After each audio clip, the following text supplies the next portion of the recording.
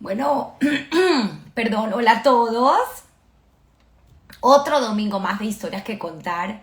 Realmente, siempre lo digo, feliz y agradecida por esta oportunidad de traerles cada domingo eh, otra historia distinta y cada uno pues tiene su propia historia.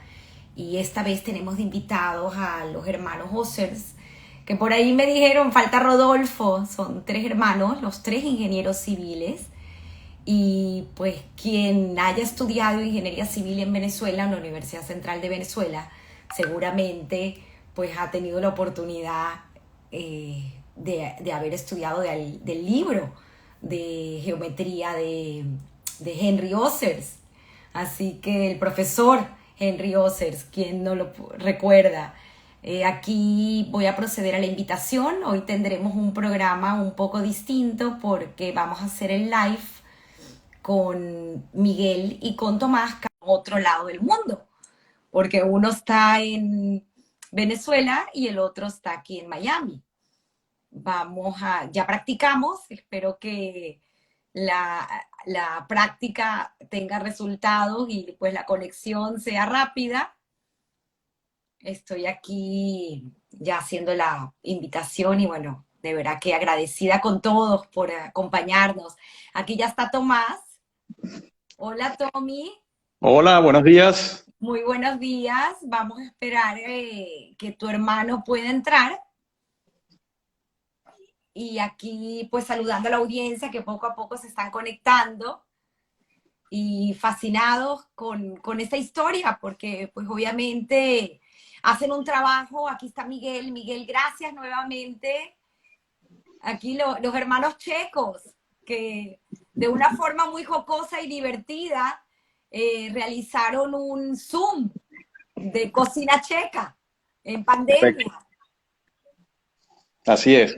Ujú. Sí, Y Correcto. de ese Zoom con lo que me quedé fue algo muy lindo que escuché decirles, que el ingrediente más importante que faltaba en la receta checa que estaban realizando, que pueden decir el nombre porque yo no lo recuerdo, estos pancitos que se hacen en el agua. Hosko y Knedliki. Eso, exacto. El ingrediente más importante que faltaba era pues la abuela haciendo la receta. Qué bonito, de Es verdad. correcto. Y además es verdad, o sea, la receta puede decir tantos miligramos de esto, tantos gramos de aquello, pero después el toque que le da a la persona, ese es el toque que le da a la persona. Y además, pues obviamente todo lo que hay alrededor de una receta de cocina y lo que representa una mesa Ujú. y pues todo este ritual que se hace alrededor de la comida. Y por ahí también tienen una anécdota que creo haber leído de que en casa no les gustaba dejar nada en el plato. Correcto, es correcto. Ujú. Sí, señor. Eso sí, Sí, eso viene de la guerra, ¿no? Y de todo lo que sucedió durante la Shoah. Exactamente. Y bueno, cosas tan cosas como de Dorit, haciendo la traducción literal del checo al español. Sí, sí, ujú. sí, Sí, había señor. muchas cosas que en el colegio causaban gracia cuando, por ejemplo, nos buscaban en el carro y decían, vamos a tomar gasolina o abre la luz, sube el televisor, porque viene de una traducción literaria de cómo se diría en checo. Y la otra que recuerdo también es cuando había que buscar una extensión de electricidad. Eso no se llamaba así, sino decían, trae la prolongación. Entonces, uno tenía que entenderlo, ¿no? Qué Y, increíble. Y lo que también me llama muchísimo la atención es que los dos, los tres, me ujú. atrevo a decir, aprendieron el checo, pero Miguel se especializó y fue a estudiar a Praga. Sí, bueno, yo tuve la oportunidad a través de la embajada y de un programa del gobierno de Checo para los hijos que nacieron fuera de República Checa, que puedan aprender reforzar su conocimiento sobre el idioma y la cultura checa. Y a partir de ese momento, eso fue en el año 2003, y a partir de ese momento yo me vinculé mucho con el resto de la comunidad checa. En la actualidad soy vicepresidente de la Asociación Venezolana Checa y prácticamente desde el 2003 he tratado de ir cada año a la República Checa para continuar aprendiendo la cultura y ahora enseñándole a mi hija el país de sus abuelos. Claro, porque ustedes se llevan 10 años, creo que es el número de años que se lleva Tommy y Miguel. Tommy me lleva 6 y sí. Ruby me lleva 8. Exacto, exacto, por ahí está la cosa. Sí. Fascinante, la verdad, la historia, y me encantaría comenzar. Voy a sacar el teléfono porque voy a ver si puedo mostrar una de las fotografías que me compartieron, pero esta la encontré yo. Voy a voltear el teléfono. Una de los libros de tu padre, Harry Oser. Si la puedes bajar un poquito. ¿Ahí? Ahí. ¿Ahí se ve? Sí. Sí, ese es uno de los libros en el cual se resume prácticamente todos los detalles que deben llevar los dibujos en los planos de construcción. Y otro de nombre geometría descriptiva, que cualquier alumno que haya tenido la oportunidad de haber estudiado en la Universidad Central de Venezuela tuvo que haber pasado, ¿no? Sí, ese libro efectivamente es un libro que lo llaman el libro azul, y lo llaman el libro azul porque su carátula originalmente era dura y era azul. Después, con el tiempo, se fue haciendo con tapa blanda, pero muchísimos estudiantes estudiaron por ese libro y lo llaman el libro azul, el libro de geometría descriptiva de Harry Oser. Y ahí vale la pena decir que mi padre, o nuestro padre, él siempre dijo que él era uno de los que había devuelto a Venezuela lo que Venezuela le dio, porque Venezuela le abrió las puertas, él pudo rehacer su vida en Venezuela, y él decía que algo le tenía que devolver él al país que le abrió las puertas.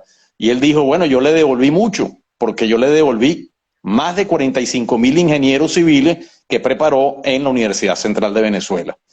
Y fue tal el asunto de la geometría descriptiva, y se hizo tan famoso con su geometría descriptiva, y el nombre de Harry Oser se hizo tan conocido que nosotros, sus 3 hijos, pues perdimos nuestros nombres, porque a nosotros jamás nos llamaban por nuestro nombre. Cada vez que nos presentábamos en algún lugar decían, ahí vienen los hijos de Harry, y nosotros decíamos, sí, Tomás, Rodolfo, Miguel, etcétera. No, tenemos nuestros nombres, no los hijos de Harry. Hablando de nombres... De hecho, yo todavía lo perdí, porque todo el tiempo yo fui el hijo de Harry y ahorita soy el papá de Hannah. Entonces, lo perdí por completo. Y hablando de nombres, pues también hace poco me comentaste una anécdota que yo tuve la oportunidad de leer en aquel discurso que tú me hiciste en la Asamblea Nacional. Sí. Y me llama mucho la atención el tema del nombre, porque aunado esto al número, nosotros en Venezuela tenemos una cédula de identidad que nos identifica con un número, y esa historia que cuentas de tu padre acerca del número. Sí, esa es una historia que realmente cada vez que íbamos a dar un testimonio, que mi padre iba a dar un testimonio, ahorita lo hacemos nosotros como segunda generación, porque él ya no nos acompaña, él siempre se terminaba las testimonios de la siguiente forma. Él se decía que él, en el transcurso de su vida a través de los distintos campos de concentración y exterminio durante la Segunda Guerra Mundial, durante la Shoah, él recibió varios números. Uno de sus números fue el 169086, que fue tatuado en su brazo al entrar a Auschwitz, y él decía que ahí perdió su nombre, porque ya se le llamaba por su número. Luego de Auschwitz, después con una marcha de la muerte, pasó al campo de Mauthausen y ahí recibió otro número, ya en un brazalete. Por cierto que el brazalete era con no era, tenía un alambre para colocarlo en la mano y eso le molestaba muchísimo, le dolía. Y él decía que ahí dejó de ser una persona y se convirtió en una cosa. Ya no tenía nombre y ahorita era una cosa. Y por último, recibió un tercer número, que era el 980-373, y que ese numerito sí lo llevaba con muchísimo orgullo, porque era su cédula de identidad de Venezuela, que fue la que le devolvió la dignidad y volvió a ser un ser humano. Y eso así, él siempre terminaba sus testimonios, ¿no? Ellos adoraban a Venezuela. Y tienes inclusive, llevaste a la asamblea la taza que creo que Miguel tiene. Sí, sí, Que si quieres, Miguel, nos efectivamente. puedes contar la historia de esa taza. Sí, bueno, esta era una taza de aluminio, pueden ver más o menos el tamaño que tiene, y esa corresponde a la ración de comida que recibían en Auschwitz. Y era sumamente importante porque prácticamente el que perdía esa taza, muchas veces nos preguntan que cómo es que llegó a nosotros. Y es que era tan importante que el que la perdía no podía sobrevivir porque no podría recibir la sopa. Entonces la cargaban por lo general así, de esta manera, para nunca perderla, y pedían, muchas veces les daban una sopa de lentejas que mi papá decía que básicamente eso es un agua sucia y que los más jóvenes pedían que les sirvieran la sopa desde el fondo, porque las lentejas caían al fondo y arriba lo único que había era el agua, ¿no? Entonces, por eso a él después nunca le gustó la sopa de lentejas. En la casa nunca quería comer sopa de lentejas, y esta es la taza que cuando uno la lleva a las charlas y conferencias, la gente casi que se oye el silencio, aunque suene extraño, se oye el silencio, porque las personas de verdad están viendo un objeto que existió, es un objeto físico, no es solamente lo que uno está diciendo. Comencé el programa de una forma distinta, porque por lo general siempre inmediatamente voy a la historia de nuestros antepasados, de abuelos y padres, pero me pareció muy oportuno para poner en contexto quién llegó a ser Harry Ossers y Dorit, que lo acompañó pues hasta que falleció. Y estos hombres, esta pareja espectacular que se conoció en Los Palos Grandes, en este club checo que hoy en día es conocido como el famoso Club Catalán, donde los corredores, yo soy corredora, tenemos siempre la oportunidad de hacer los catalanes. Y es subir desde Los Palos Grandes hasta el Catalán y bajar, y eso se llama un catalán, dos catalán, tres catalán. Muy jocoso, pero Dorit y Harry se conocen, ambos checos, se conocen en Venezuela en el 49. Tu mamá creo que tendría 15 años, hice la cuenta. Y esperaron luego 5 años para casarse. Correcto, correcto. Ellos sí, efectivamente, llegan a Venezuela, están en el Club Los Palos Grandes. Mi papá llegó en 1949, en octubre, y claro, lo primero que hacían los checos era ver dónde están los demás checos. Por eso iban automáticamente al Club Los Palos Grandes. Se conocieron y prácticamente desde el día que se conocieron empezaron a salir juntos.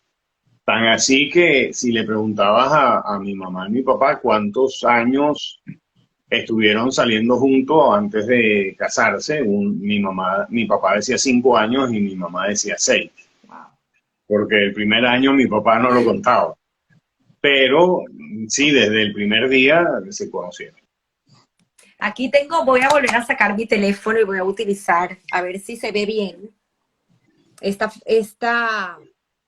Hay que bajar un poquito y bajar la cámara.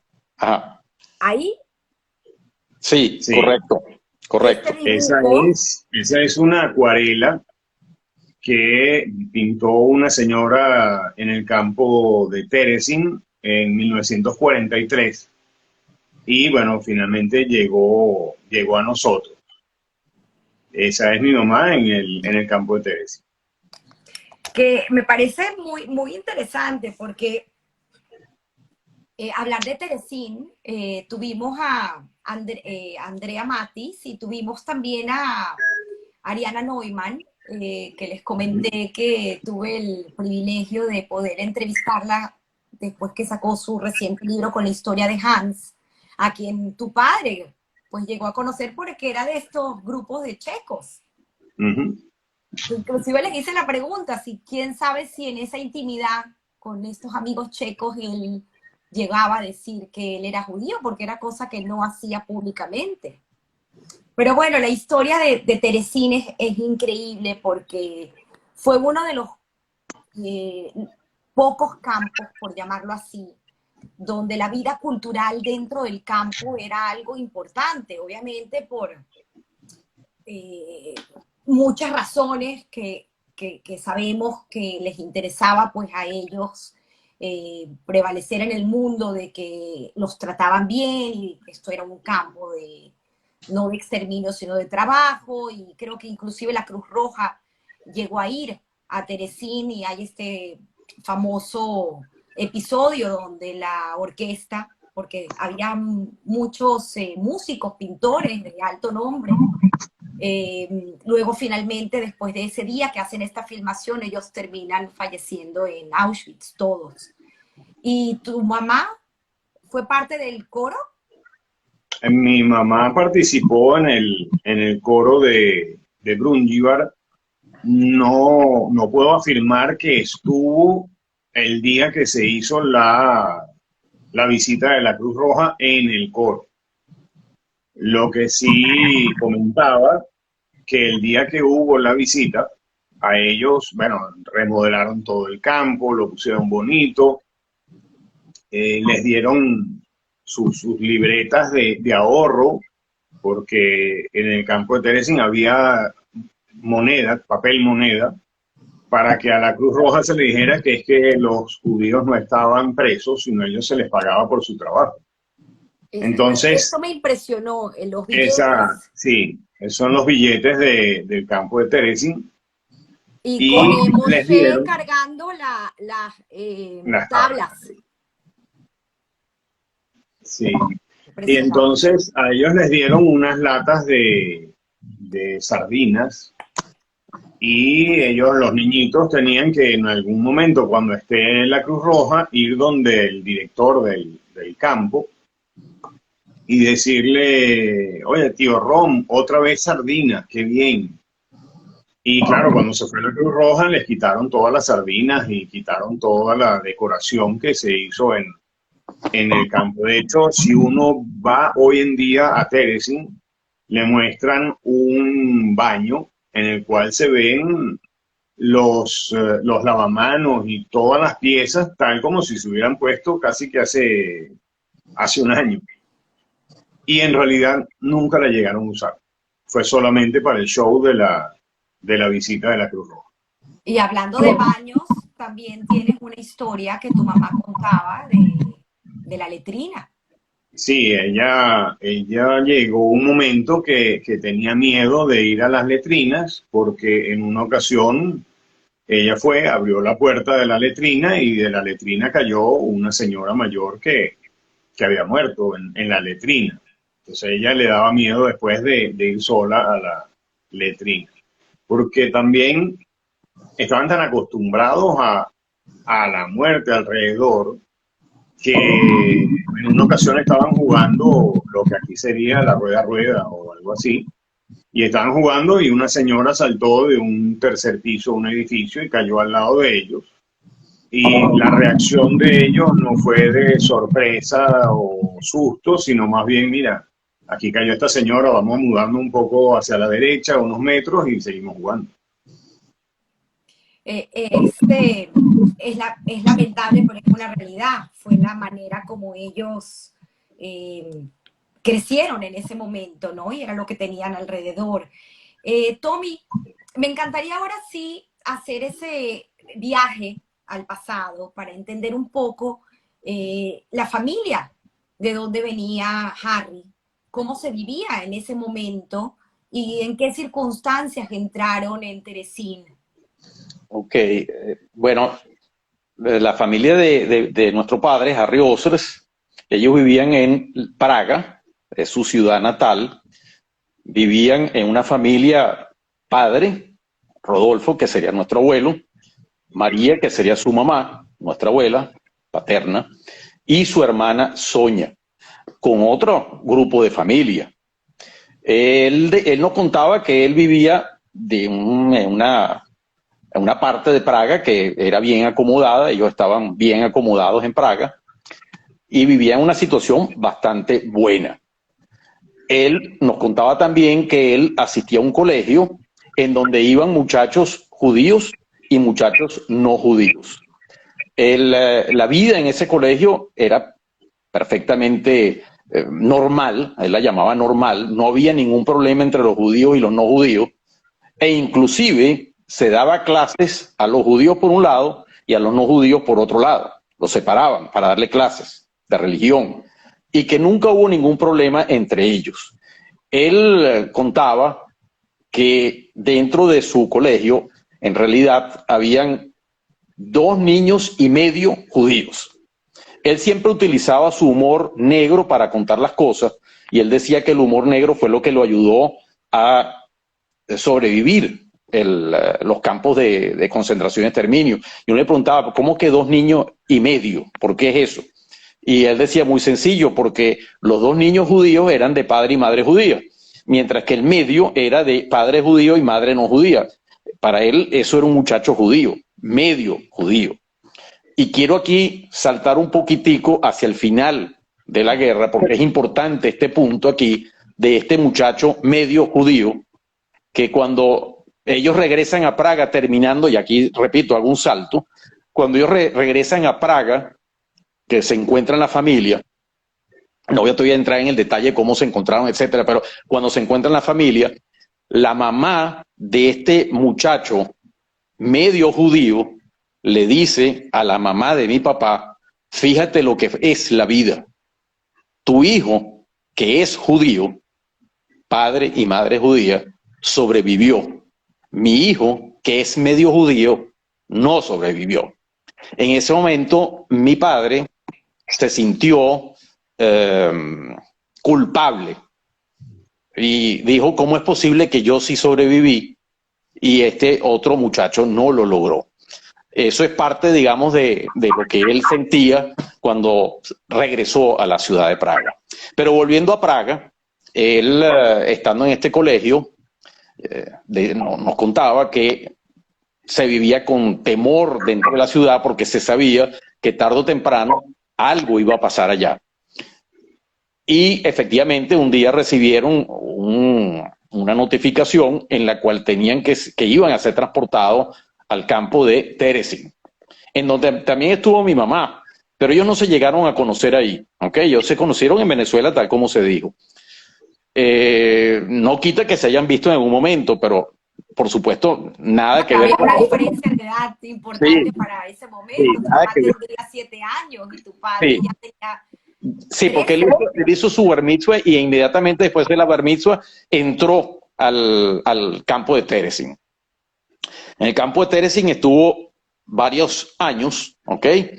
Y ahí fue seleccionado para el transporte hacia, él no sabía dónde. Ellos lo único que sabían era que si iban para el este, eso era malo, ¿ok? Entonces, bueno, llegó el momento en que tenían que ser transportados, fueron transportados, no sabía muy bien a dónde, pero es importante algo que ocurrió en ese transporte, porque él, que ya era un niño al fin, entra en el transporte y él fue el último en entrar en el transporte en el que le correspondía. Y su papá, su mamá y su hermana quedaron separados. Se trancó la puerta, él ve que queda solo en el transporte y lo primero que le viene a la mente es, ¿qué va a pasar con mis padres? ¿Qué va a pasar conmigo? No tengo idea a dónde voy, no sé a dónde voy, no sé si volveré a ver a mis padres. Estoy con una cantidad de gente aquí que no conozco. Pues tardaron 3 días sin comida, sin agua, sin posibilidad de hacer necesidades en algún sitio como estamos acostumbrados. Y cuando llegaron a Auschwitz, llegaron efectivamente a Auschwitz, ellos se bajan del transporte, abren la puerta y lo primero que hace la gente es, uno, respirar, porque el vagón no había forma de respirar decentemente, comida tampoco había. Pero cuando ellos salen afuera, mi padre le pregunta a los que están allí abajo y les dice, mira, ¿a dónde llegamos nosotros? Y le contesta uno, mira, llegaste a Auschwitz. Y las palabras de mi padre fueron, qué suerte tengo. Lo que hoy en día nosotros sabemos que eso no puede interpretarse como suerte. Pero la pregunta es, ¿por qué él dijo qué suerte tengo?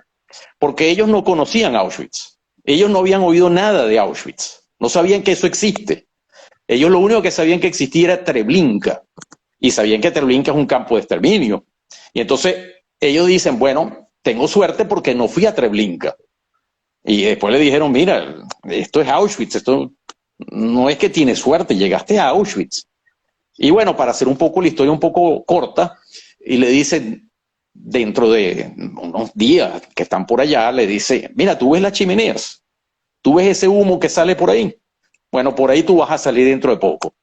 Ahí fue donde él se enteró, pues, lo que es realmente Auschwitz. Ahora, en Auschwitz ellos fueron ingresados en una barraca muy particular. Que él se encuentra finalmente con tu padre. Sí.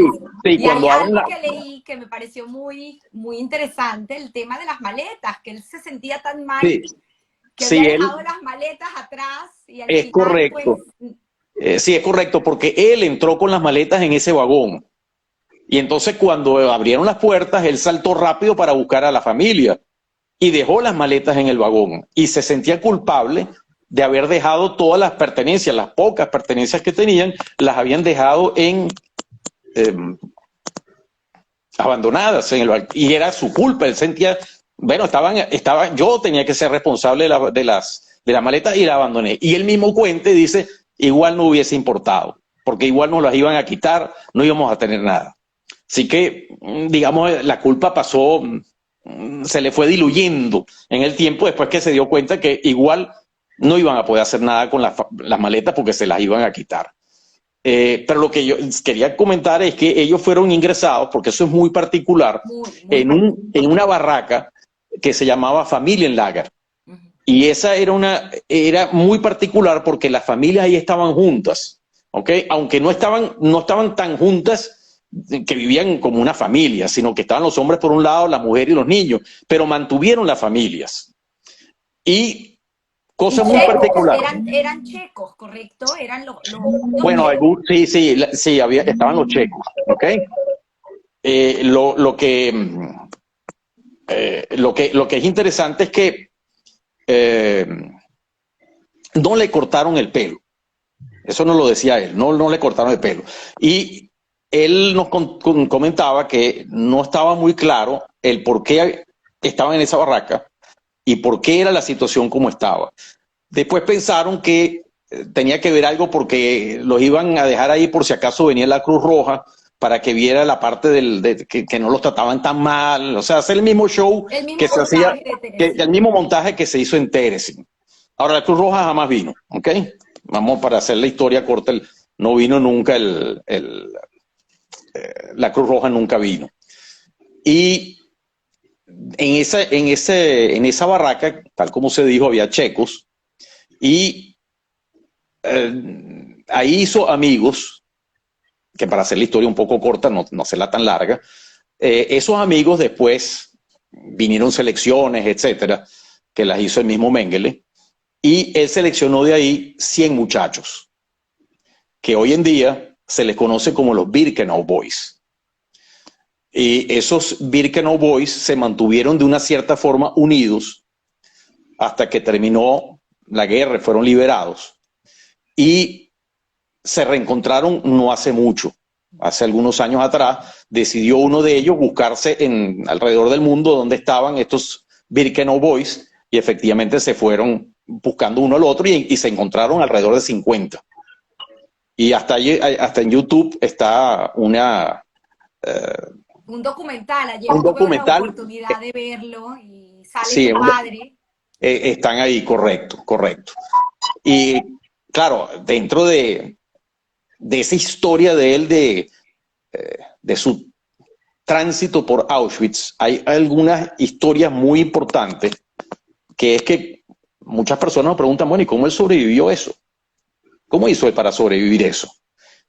Y él siempre decía que era suerte, pero él llegó a estar, y dentro de esa suerte, él manejaba las situaciones de una forma muy particular, que es la siguiente: él, estando en el campo, una vez se le ocurrió, no sé, digo yo, armado de valor, ir donde ir un coronel que manejaba el campo y le preguntó si necesitaban a alguien en la barraca de correos. Entonces este señor le responde, y tú, ahí te necesitan.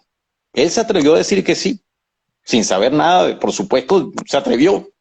Y entonces este caballero lo acompaña hasta la barraca de los correos, entra con él y le pregunta a los que están presentes, miren, ustedes necesitan un mensajero, alguien que les ayude aquí. Las personas que están dentro, viendo que él está acompañado de esta persona de alto rango, con temor, porque ahí siempre existía temor, les dice, mire, bueno, sí, porque ven que está acompañado de él, pensaban que él lo que quería era colocarlo ahí. Entonces no se atrevieron a decir, no, sí, que se quede. Cuando él se queda ahí, se da cuenta de que, perfecto, ahorita ya estoy dentro, ¿qué hago yo aquí? Y entonces se puso, dijo que tenía que hacer algo para que no lo sacaran de ahí, y se puso, agarró una escoba y se puso a limpiar toda la barraca, sin que le dijeran que lo tenía que limpiar. Luego, examinando lo que había por allá, consiguió, y esta parte es muy importante, él consiguió un juego de ajedrez. Y ese juego de ajedrez, porque él jugaba ajedrez, porque en los campos donde él estuvo, no tenía nada que hacer, como comenta él, y aprendió a jugar ajedrez, y jugaba muy bien el ajedrez. Entonces, él pregunta, ¿alguien quiere jugar ajedrez conmigo? Y le contesta uno de los capos que está ahí, le dice, sí, yo juego ajedrez, yo quiero jugar ajedrez. Lo sentaron en una mesa, pusieron la tabla de ajedrez y él puso una bolsita con chocolates, que según nuestro padre nos cuenta, él no había visto chocolate en los últimos 2, 3 años. Y caramba, aquello era algo del otro mundo, ver unos chocolates en Auschwitz. Entonces le dice, mira, vamos a hacer una cosa. Si tú me ganas la partida, yo te doy la bolsita de chocolates. Claro, me imagino que lo que le pasó por la mente a mi papá es, ¿y si pierdo? ¿Qué pasa si pierdo? No lo preguntó, no hizo nada, no hay opción. Jugó al ajedrez y le ganó. Él nos cuenta que él no está seguro si él le ganó de verdad o este personaje se dejó ganar para poderle dar los chocolates. Lo cierto es que se los ganó, se los llevó. Y él comenta que después jugó muchas veces con el ajedrez y nunca le ganó. Entonces él no estaba muy seguro si se dejó ganar o no.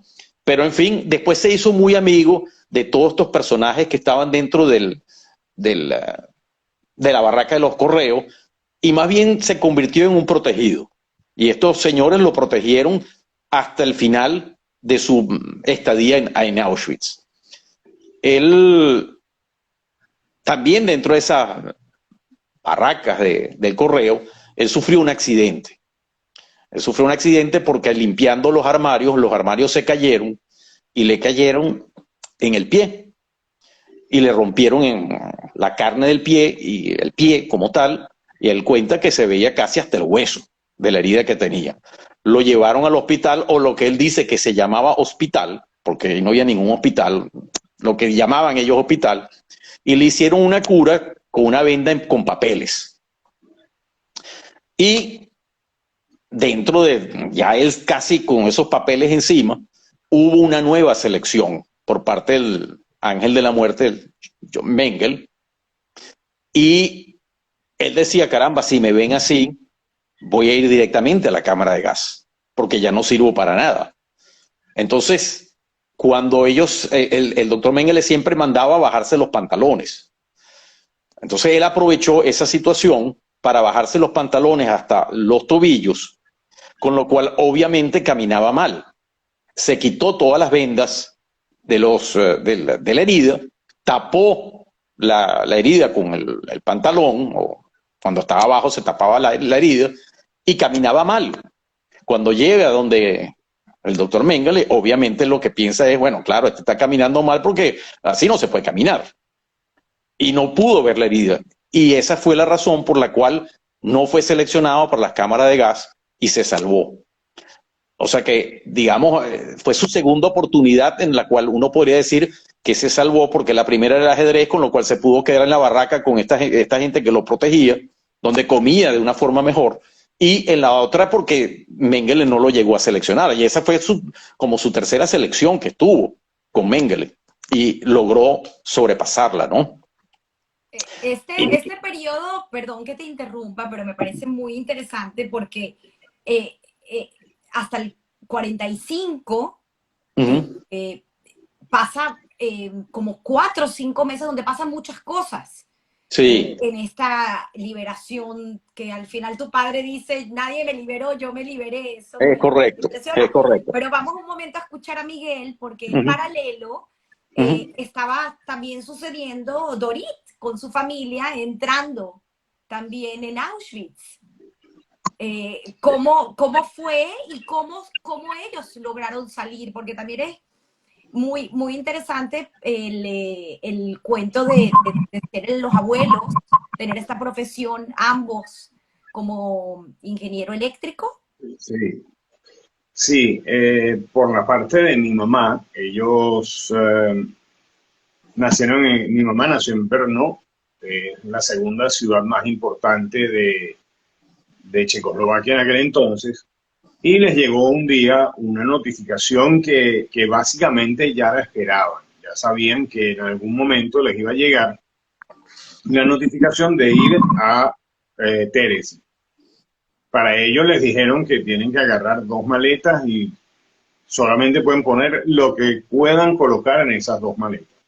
Entonces a mi mamá, y eso fue en verano, a mi mamá le pusieron un traje encima de otro. Entonces le pusieron 2 pantalones, 3 camisas, suéter, otro suéter, chaqueta. Parecía casi que el muñequito de Michelin caminando con toda la ropa, de tal manera de dejar espacio en las maletas para poder colocar otras cosas. Entonces ellos llegan a Terezín. Terezín, para explicar un poquito el contexto, Terezín era un gueto y Auschwitz un campo de exterminio. La principal diferencia que uno puede ver entre un gueto y un campo, bien sea de exterminio o de concentración, es que el gueto tiene una connotación como si fuera una alcaldía. Los nazis designaban un grupo de mayores que eran los que se encargaban de organizar la vida dentro del gueto, y en el gueto la gente tenía la posibilidad de cocinar. Los que eran sastres podían trabajar en ropa, los que eran carniceros trabajaban de alguna manera con la poca comida que venía, y en ese ámbito habían varias edificaciones y los niños tenían su barraca, las familias tenían su barraca, los hombres y las mujeres.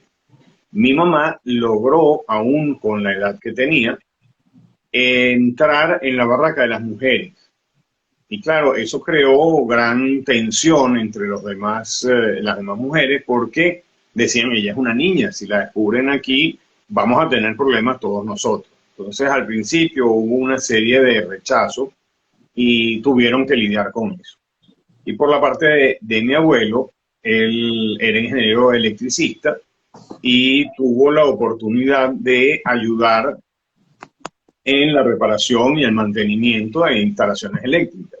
Y ese es el motivo por el cual ellos siempre nos iban dejando en las deportaciones hacia el este, los iban dejando para el siguiente transporte, y de esa manera toda la guerra la transcurrió en el campo de Terezín, en el gueto de Terezín. ¿Cómo salieron ellos? Bueno, la vida O sea, era, ellos no llegaron a Auschwitz. no, ellos no llegaron a ¿cómo, Auschwitz. cómo salen de Ellos Terezín? toda la vida fue en Terezín. Al final de la guerra, ya finalizando la guerra, mi abuelo vio un transporte de prisioneros que estaba pasando frente a las puertas del gueto y él le llamó la atención que no iba guardado por militares, o iba básicamente un camión de prisioneros. Él les preguntó a través de la reja que a dónde iban y dijo, no, nosotros vamos a Praga. Entonces él tomó a mi mamá por la cintura, la pasó, bueno, prácticamente la lanzó al otro lado de las rejas del gueto y luego ellos pasaron, mi abuelo y mi abuela pasaron, se montaron en ese transporte y llegaron a Praga. Esa fue la forma como salieron de Terezín. Y todavía quedaban unos meses para que terminara la guerra. Sí, O sea, que correcto. tuvieron que esconderse hasta que finalmente... Bueno, no, ya eso fue prácticamente cuando los soviéticos ya estaban en Praga y de hecho ellos llegan a un hotel que se llama Hotel París en Praga y luego de pasar tantos años en el gueto con reducciones de comida y las cosas que podían comer, ella vio una bandeja de pan en el restaurante cuando se la trajeron y prácticamente se comió de tal forma la bandeja de pan que en una mesa al lado había un soldado ruso y dijo, mira, dale otra bandeja de pan a la niña. Entonces eso, bueno, de alguna forma les ayudó. Posteriormente de ahí salieron a Francia, estuvieron unos meses en Francia y de ahí es que vienen a Venezuela. Volviendo a Harry, él sí lo tuvo un poco más complicado. Sí. Y muy triste porque viendo fechas, que también por cierto me llama mucho la atención, que tanto tu padre como tu madre no querían hablar mucho de fechas. El tiempo para ellos era diferente a la concepción de nosotros del tiempo, ¿no? Sí. Es algo muy particular. Pero nosotros haciendo pues este resumen y tratando de poner en contexto el tema de las fechas, a mí sí me llama mucho la atención porque precisamente el abuelo Rodolfo fallece en una de estas marchas de la muerte una semana antes de ser liberado a Auschwitz. Sí. Pero tu padre sale también en una de estas marchas de la muerte y sigue 4 meses más en guerra. Ellos ellos fueron liberados todavía hasta el 4 de noviembre. Quiero que cuentes un poco esa historia, porque como bien lo hablábamos fuera de cámara, muchos pensamos que la guerra termina el 27 de enero de 1945, pero eso fue la liberación de Auschwitz. Sí, sí. Bueno, yo quería contar eso, pero no quería dejar de pasar algo antes. Que mucha gente conoció a mi padre como una persona muy dura, lo más que todos los estudiantes de la universidad decían que era muy duro, muy frío, etcétera. Pero yo quería contar algo y después respondo lo que me estás preguntando, pues no lo quiero dejar pasar. ¿Qué era mi padre en Auschwitz cuando se bajó del transporte, cuando llegó a Auschwitz? Porque eso refleja un poco también lo que él era. Él cuando se baja de Auschwitz a respirar el aire, él ve que hay un niño chiquito, un niño que según él tenía 1 año y medio, no más. Y él le dio lástima a este niño y lo tomó y lo ayudó a bañarse, a caminar y se ocupó de él hasta que le encontró su mamá ahí en el campo de Auschwitz. Entonces, yo siempre cuento esto, me gusta contarlo porque eso demuestra un poco que mi papá no era tan duro como lo querían hacer ver en la universidad. O sea, él tenía su sentimiento y se ocupó de este niño de 1 año y medio, ¿ok? Y se lo entregó a su madre después. Aunque la madre lo regañó. Exacto. Lo regañó porque el niño perdió 1 media. Eso pasaba en Auschwitz, ¿no? A pesar de que él lo protegió, la mamá lo regañó porque se le perdió 1 media. Pero bueno, no quería dejar pasar eso. Ahora, respondiéndote la pregunta, sí, efectivamente, el 27 de enero es la fecha que se considera como liberación del campo de Auschwitz, pero él salió en la Marcha de la Muerte el día 21 de enero, o sea, varios días antes de la finalización. Y efectivamente fue a otros campos, pasó por el campo de Mauthausen. Y él cuenta que el campo de Mauthausen, si bien no era un campo de exterminio, era un campo donde los trabajos forzosos que te mandaban a hacer te conducían a la muerte. Él decía que ahí lo que se hacía era cargar una piedra y para arriba y para abajo, y que eso condenaba a la muerte a cualquier persona, y más en las condiciones que ellos salieron de Auschwitz, porque salieron como muy mal alimentados, en unas situaciones de verdad desastrosas, que para poder sobrevivir a Mauthausen no era sencillo.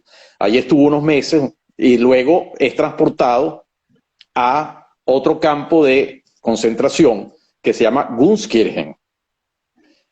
Ese campo de Gunskirchen era un campo que estaba en el bosque, en Austria, y donde fueron introducidas una barraca de 3 por 3 metros, 100 personas. Obviamente, nos podemos imaginar 100 personas en una barraca de 3 por 3, no caben. Y se sentían, bueno, no había forma de sentarse, no había forma de acostarse, ¿no? Tenían que ver cómo hacían para estar dentro de esos 3 por 3 metros. Y lo cierto es que ya estamos en 1945, Auschwitz liberado. Ellos se dan cuenta que no reciben comida, no reciben agua, no reciben nada, y permanecen en el campo, en la barraca, durante unos días, y deciden salir, abrir la puerta, a ver qué es lo que está pasando. Y se dan cuenta que no hay guardias, se fueron. Y por eso es que él dice que él no lo liberaron, él se liberó a sí mismo, porque él abrió la puerta y sintió que ella estaba libre, porque no habían guardias, y caminaron todos por el bosque, y él cuenta que llegaron caminando al bosque tal como ellos llegaron al campo, y caminando se encontraron la carretera principal, y en la carretera principal les llamó muchísimo la atención que vieron a los americanos dirigiendo el tránsito, y palabras de mi papá, y las repito, como si fuera Times Square. Y que les llamó la atención, bueno, ¿y qué pasó aquí? Bueno, simplemente se acabó. Y efectivamente, vino la liberación. Pero no fue que alguien le abrió la puerta a ellos. Ellos abrieron la puerta. Y dentro de su humor negro, él fue liberado. A él no lo liberó nadie. Y luego de ahí viene ya todo lo que es la travesía de regreso a Praga y después cómo llegan a Venezuela. En esa travesía a Praga también está de una forma muy jocosa contada por tu padre el tema del boleto del tren. Sí, sí, sí, él, y eso nos lo enseñó a nosotros, ¿no? Él, dentro de su seriedad, o como lo llamaban algunos, que era muy frío, y frío, claro, porque al pasar por la Shoah, eso es algo que te marca. Él sabe, él cuando sale del campo dice, bueno, yo a donde tengo que regresar, no está solo, no está con su mamá, no está con su papá, no sabe nada de lo que ha pasado. Dice, bueno, ¿a dónde voy? Y entonces dice, bueno, el único sitio donde yo puedo ir es a mi ciudad natal, en Praga. Ahora, ¿cómo yo llego a Praga? Es básicamente un niño. Ya, claro, no tiene 13 años, pero es un niño, no tiene nada, no tiene dinero, no tiene papeles, no tiene nada. Y decide montarse efectivamente en un tren que sabía que iba rumbo a Praga. Y el guardia, o no el guardia, el que toma los tickets, pasa por al lado, él le ve la cara y ni se le atrevió a preguntar por el ticket. Así habrá sido la forma de él de mirar a este señor que le dice, bueno, nada, no le pidió nada, no tuvo boleto, no tuvo nada, y llegó efectivamente a Praga. Cuando llegó a Praga fue, y esto es muy interesante, él regresó a la casa de su maestro del colegio, que estaba allí. y al cual le entregaron todas sus pertenencias antes de ser deportados a Terezín. Él guardó todas las pertenencias, las cuales ellos dicen que ni se acordaban que las tenían, y este señor checo se las devolvió todas y le ayudó a salir de donde estaba. Inclusive lograron comunicarse con el sitio donde estaban su mamá y su hermana, porque ya el papá había muerto en la marcha de la muerte, del 21 al 23 de enero, como se dijo.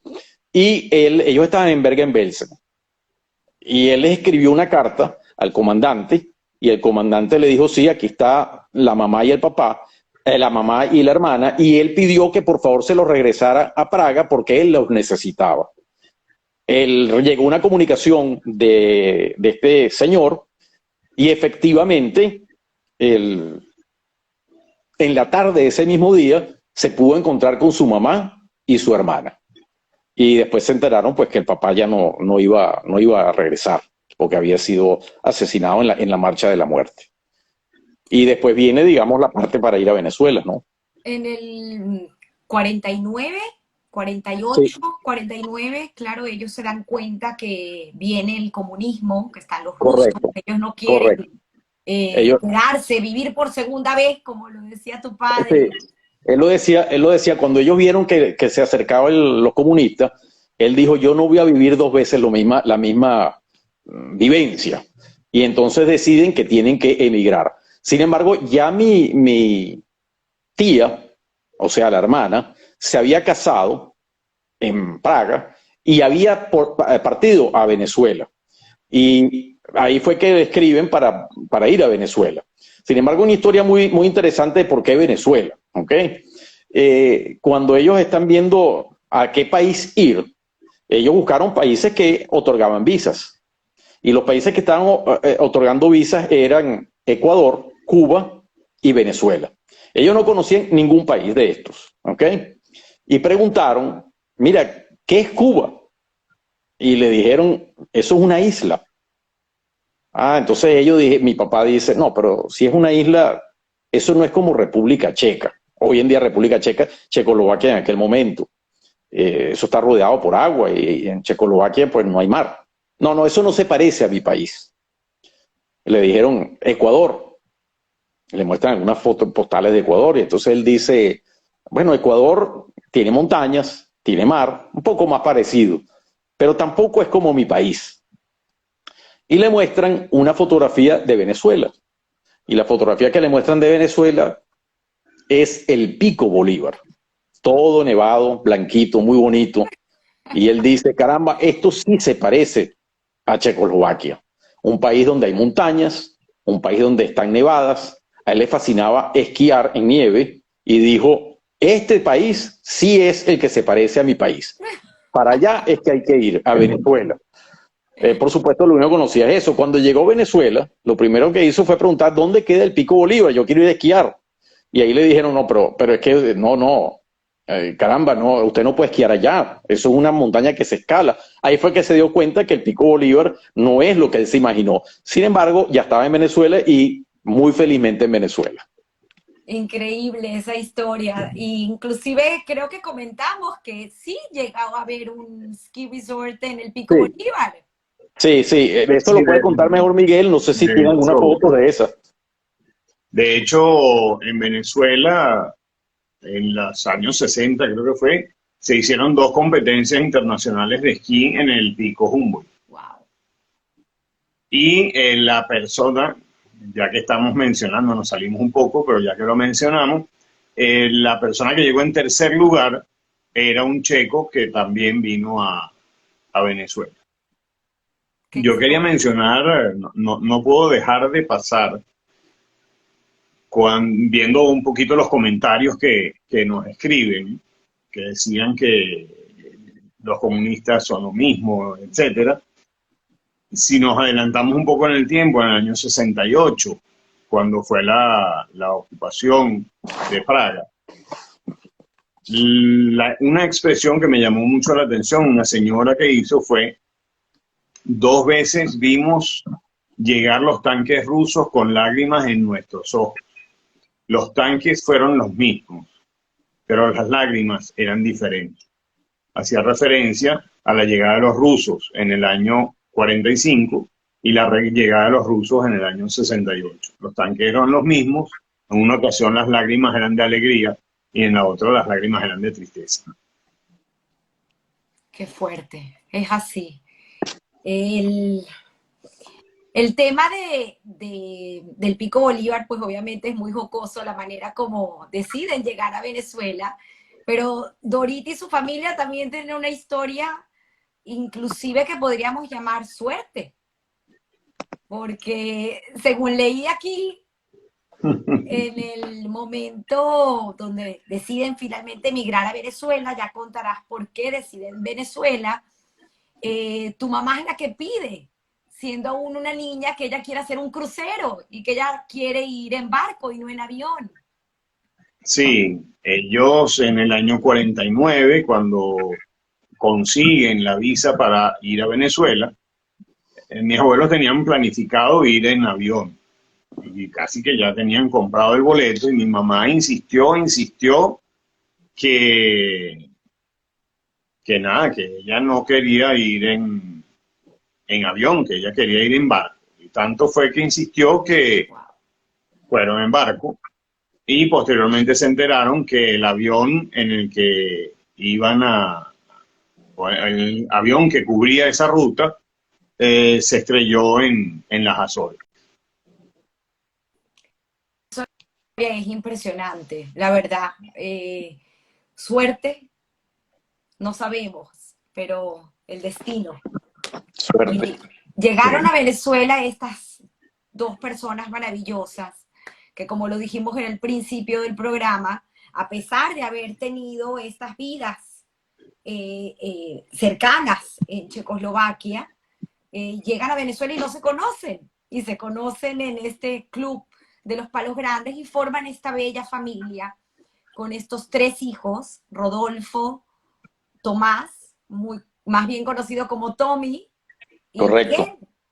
Y los tres pues siguen el camino de su padre y son los tres ingenieros civiles. Sí. Y hay dos cosas que quiero rescatar de esta historia. Una, el tema del colegio, de por qué deciden a ustedes no ponerlos en el colegio comunitario, y ustedes son egresados del Santiago de León. Sí, nosotros somos egresados los tres Los del tres. Santiago de Caracas, porque cuando llegan mis padres, traen el recuerdo de lo que sucedió en Praga. Y lo primero que hicieron los nazis en Checoslovaquia y en todos los países que fueron invadiendo fue ir a los colegios comunitarios y ahí prácticamente estaban todos los nombres y direcciones de las familias. Y entonces para protegernos y protegernos un poquito de eso, ellos dijeron que no íbamos a ir a un colegio comunitario. Tocaba entonces ver, bueno, a qué colegio sí ir. Y por eso ellos vieron los colegios que había en la época y decidieron que lo primero es que el colegio debía ser laico y debía ser similar a los colegios en Europa.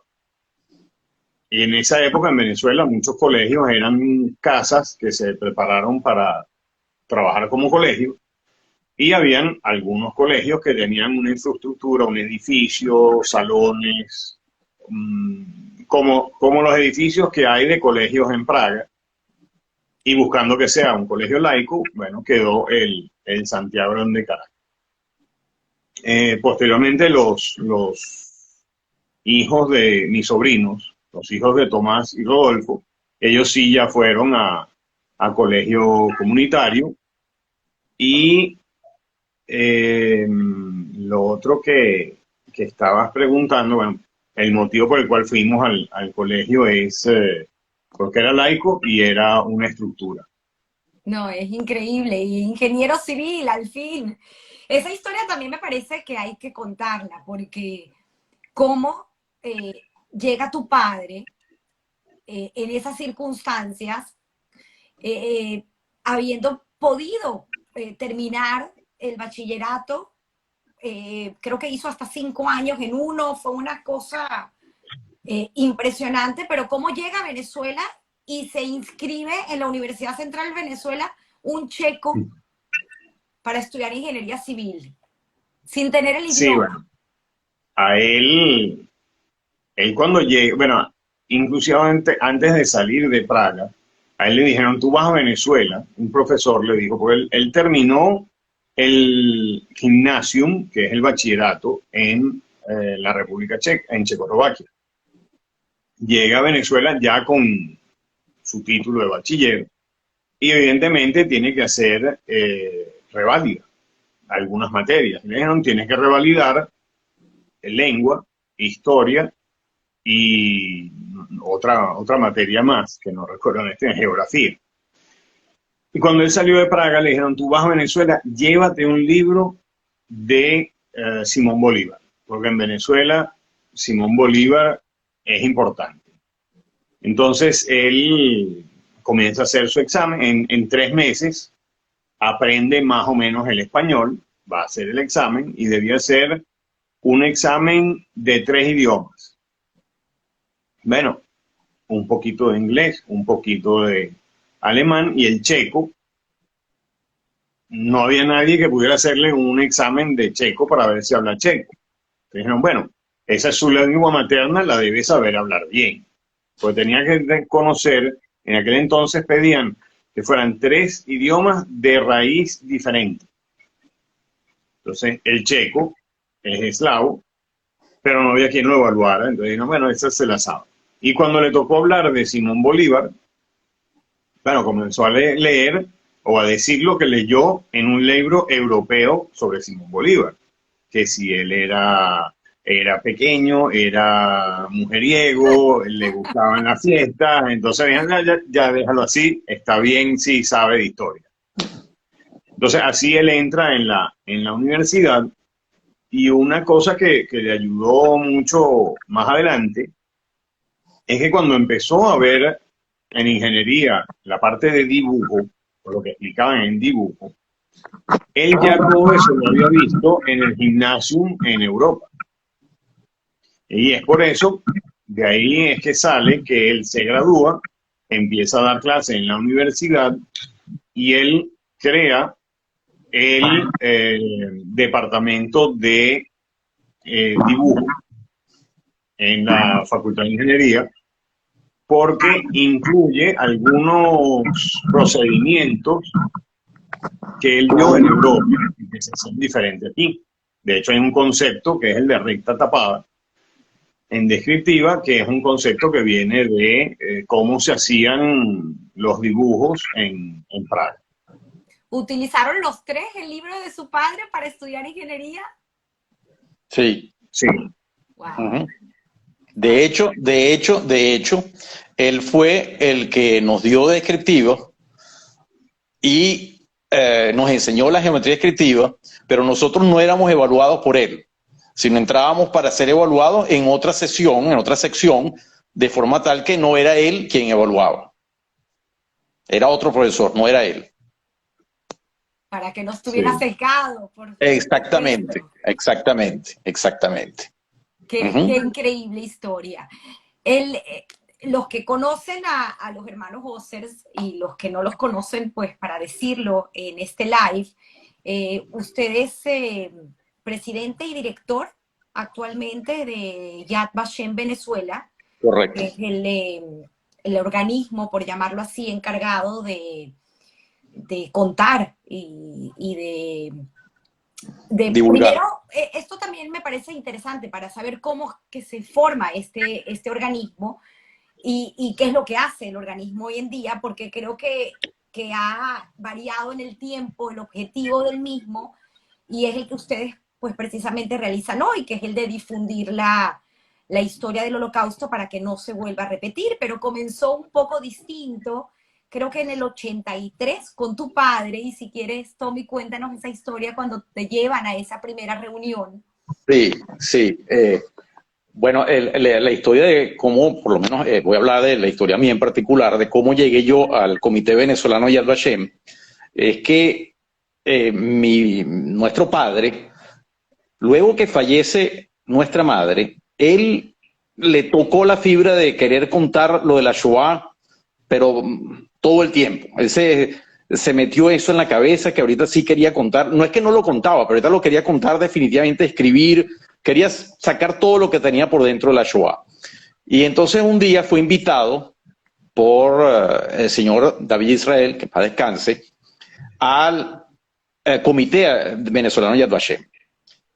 Y él, que ya tenía su edad, no podía manejar muy bien, me dice, mira, me voy al comité. Le digo, ¿cómo que tú te vas al comité? ¿A dónde vas a ir? No, yo me voy, eso es en San Bernardino, yo voy para allá. Le digo, no, tú no puedes manejar, yo te llevo. No, yo puedo ir solo, yo te llevo. Bueno, lo llevé. Y cuando llego al sitio de la reunión, que por cierto en aquel momento todavía nos acompañaban muchos sobrevivientes, primera generación de sobrevivientes de la Shoah, como él. Entonces yo le digo, bueno, ¿estaba Trudy Spira? ¿Me mencionaste? Sí, estaba Trudy, estaba David, Paul Ugarte todavía estaba ahí, ¿ok? Había muchos ahí. Estoy hablando hace muchos años atrás. Entonces, yo le digo, bueno, entra tú a tu reunión, que tú quieres hablar allá, te invitaron, y yo me quedo afuera y te espero y después te llevo a la casa.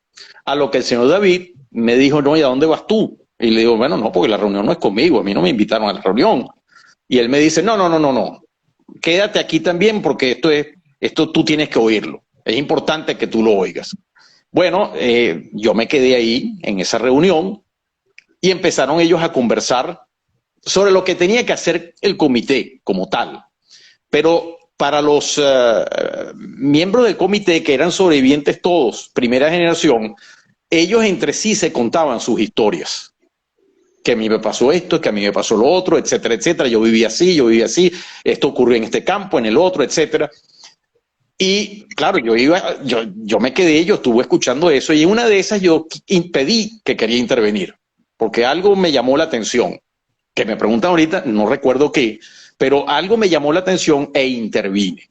Cuando intervine, el señor David me dijo, mira, después de lo que tú nos acabas de decir aquí, tú te quedas aquí y vas a seguir en el comité. Y quiero que permanezcas en el comité todo el tiempo. No sales más del comité. Y efectivamente, a partir de esa fecha, yo me quedé en el comité. Y el señor David poco a poco dijo, yo te voy a preparar para que tú puedas continuar con el comité. O sea, como la generación de relevo. Y él, cada vez que había una reunión, me llevaba de la mano y me decía, esto es así, esto hay que hacerlo así, esto se hace así. O sea, él, aparte de los otros mentores, por supuesto que tuve yo tuve los mejores mentores del mundo, porque a mí me prepararon todos los sobrevivientes que estaban en el comité de primera generación de sobrevivientes, fueron los que me prepararon. Entonces yo acompañé al señor David en todas sus conferencias, acompañé a Trudy en todas sus conferencias, que fueron muchas, y puedo decir que de las conferencias de Trudy, que la acompañé muchas veces, me las aprendí de memoria. Y a pesar de habérmelas aprendido de memoria, cuando yo iba con ella a escuchar su testimonio, llegaba un momento que yo ya sabía lo que iba a decir y tengo que admitir que las lágrimas se me salían de los ojos, a pesar de saber lo que ya ella iba a decir, porque las historias de Trudy eran realmente espeluznantes, ¿no? Entonces, ya sabiendo lo que iba a decir cada uno de ellos, lo que sabía del señor David, todo lo que sabía de ellos, de todos los que estaban ahí, igualito, no había forma que las lágrimas no brotaran de mis ojos. Y poco a poco, bueno, fui tomando más, digamos, el timón del comité, hasta que lamentablemente nos dejó el señor David, pero él antes me había dicho, yo quiero que tú permanezcas como el presidente del comité. Y inclusive él después, estando ya en los Estados Unidos, me decía, yo quiero que tú te encargues. Yo le dije, no, señor David, usted es el presidente, yo no soy ningún presidente, yo soy su colaborador, yo estoy aprendiendo, yo soy el que estoy aprendiendo, yo no tengo que hacer sino aprender y prepararme. Y bueno, así fue como yo estuve en el comité preparándome y hoy en día efectivamente estoy dirigiendo el comité como tal, lo cual lo hago con muchísimo orgullo, honor y lo que yo diría más, que me llena más y que es lo que más me causa es responsabilidad, porque es la responsabilidad de mantener vivo el recuerdo de todos los miembros de una comunidad, ya sea en Venezuela o los miembros de otras comunidades judías, de todos los recuerdos de lo que ocurrió durante la Shoah, porque hay que recordarlo, hay que transmitirlo y tenemos que estar obligados a que esto no vuelva a ocurrir. Y la única forma que no vuelva a ocurrir es que se divulgue y constantemente se recuerde. Y además, pues, este tema de lo que ustedes lograron realizar como segunda generación en el tema de la difusión, porque obviamente al principio se hacía diferente, ¿no? Creo que se hacía solamente la conmemoración de los días de la Shoah y no se hacía tanto esto de ir a los colegios y dar estas conferencias como han tomado la batuta en este momento de una manera extraordinaria y tanto Miguel como tú, Tommy, hacen esta labor increíble que quiero que me expliquen más a detalle porque hablar de la primera, segunda y tercera generación y todos estos temas de valores y principios, pero antes de eso, y tampoco quiero que se me olvide, el tema de la empresa que forma tu padre de ingeniería civil, Lo puede comentar mi hermano. HRT. Sí, claro, debido a la diferencia de edad entre Rodolfo y Tomás y la diferencia de edad mía, cuando ellos se gradúan, empiezan a trabajar con mi papá y crean una compañía que se llama HRT Oceles, Harry, Rodolfo y Tomás. Ella, bueno, hacen proyectos, construcciones, programas, y cuando yo me gradúo, entonces entro a formar parte de la compañía y, claro, la gente decía, bueno, ¿qué pasó con Miguel? ¿Por qué HRT? Entonces, por un tiempo se llamó HRTM Oceles, pero claro, ya el nombre era conocido en otras empresas, instituciones, etcétera, y se continuó llamando HRT Oceles. Hoy en día hemos desarrollado otras compañías también en las cuales trabajamos nosotros tres juntos. Increíble. Que eso habla mucho de estos valores y principios que yo quería rescatar de casa y cómo ustedes pues transmiten estos valores y principios a otras generaciones. Bueno, yo quería también, voy a contestar tu pregunta respondiendo también una pregunta de Rebeca, que decía que cuentan la historia como si lo hubiesen vivido personalmente. Seguro sus padres tuvieron el valor de transmitírselo con el objeto de nunca olvidar.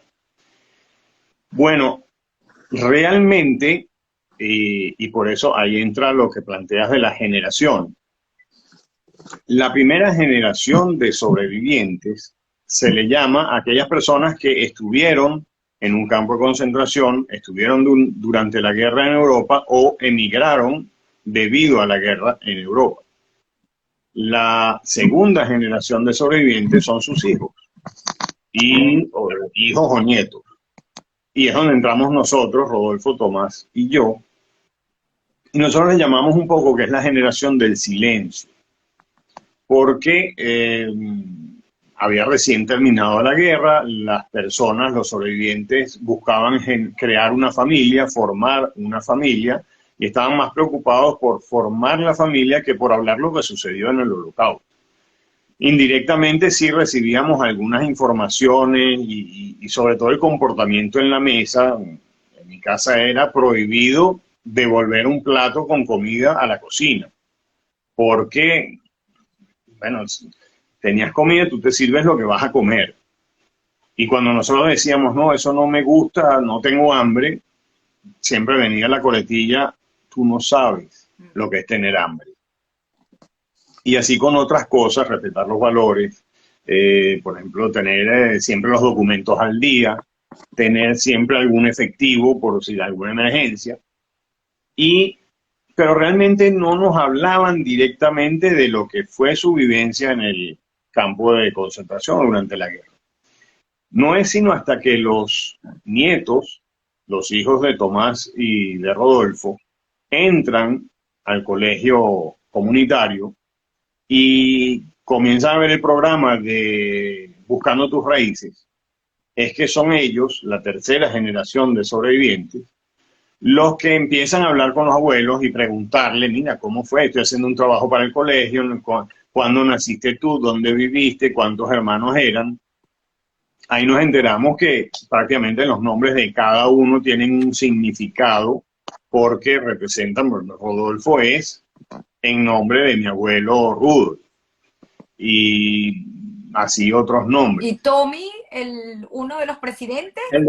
Bueno, Tommy es un poco más jocoso. El primer presidente democrático de Checoslovaquia se llamaba Tomás Garik Masaryk, y por eso Tomás, el segundo nombre de Tomás es Gary. Pero lo importante es que son los nietos los que nos permitieron conocer muchas de estas historias. De hecho, libro, ¿no? mi sobrina escribió el libro El Jardín de Dorit, en el cual narra poniéndose en la posición de Harry y Dorit cuando eran pequeños y explicando en paralelo cómo fue en la línea de tiempo su paso por la guerra, su llegada a Venezuela y conocerse en Venezuela. Ahí está, Eso responde un poco de verdad que es una lectura, lo dije al principio, extraordinaria.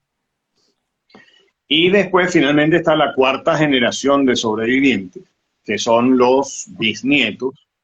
Muchos de ellos no tuvieron la oportunidad de conocer a un sobreviviente de la primera generación, y por eso es que nosotros consideramos tan importante que se continúe con la divulgación y la difusión de lo que fueron las historias y los testimonios de los sobrevivientes de la Shoah. La doctora Diana Wang en Argentina, ella tiene una frase que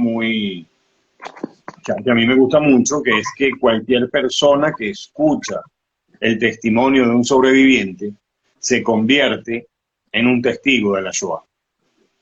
Y como está la situación hoy en día en el mundo, toma mucho mayor importancia la difusión y divulgación de la historia de la Shoah. Increíble. No hablamos acerca de la pastelería vienesa, que también pues forma parte importante de la historia de los hermanos Oser. Fue el primer lugar donde llegó a trabajar la abuela, la mamá de Dorit. Sí. Sí, la primera parada que hacían los checos cuando llegaban a Venezuela era el Club Los Palos Grandes, y la segunda era pasar por la pastelería vienesa, en la cual muchos de ellos, algunos con oficio de pastelero, otros, mi abuela estuvo como contadora en la pastelería vienesa cuando llegaron a Venezuela. Mi abuelo empezó a trabajar en la parte de electricidad. De hecho, él trabajó en las plantas de Montana Gráfica, Montana Pintura, en toda la parte de instalación eléctrica. El Hospital de Clínicas Caracas con el reactor, la resonancia magnética, la instalación eléctrica.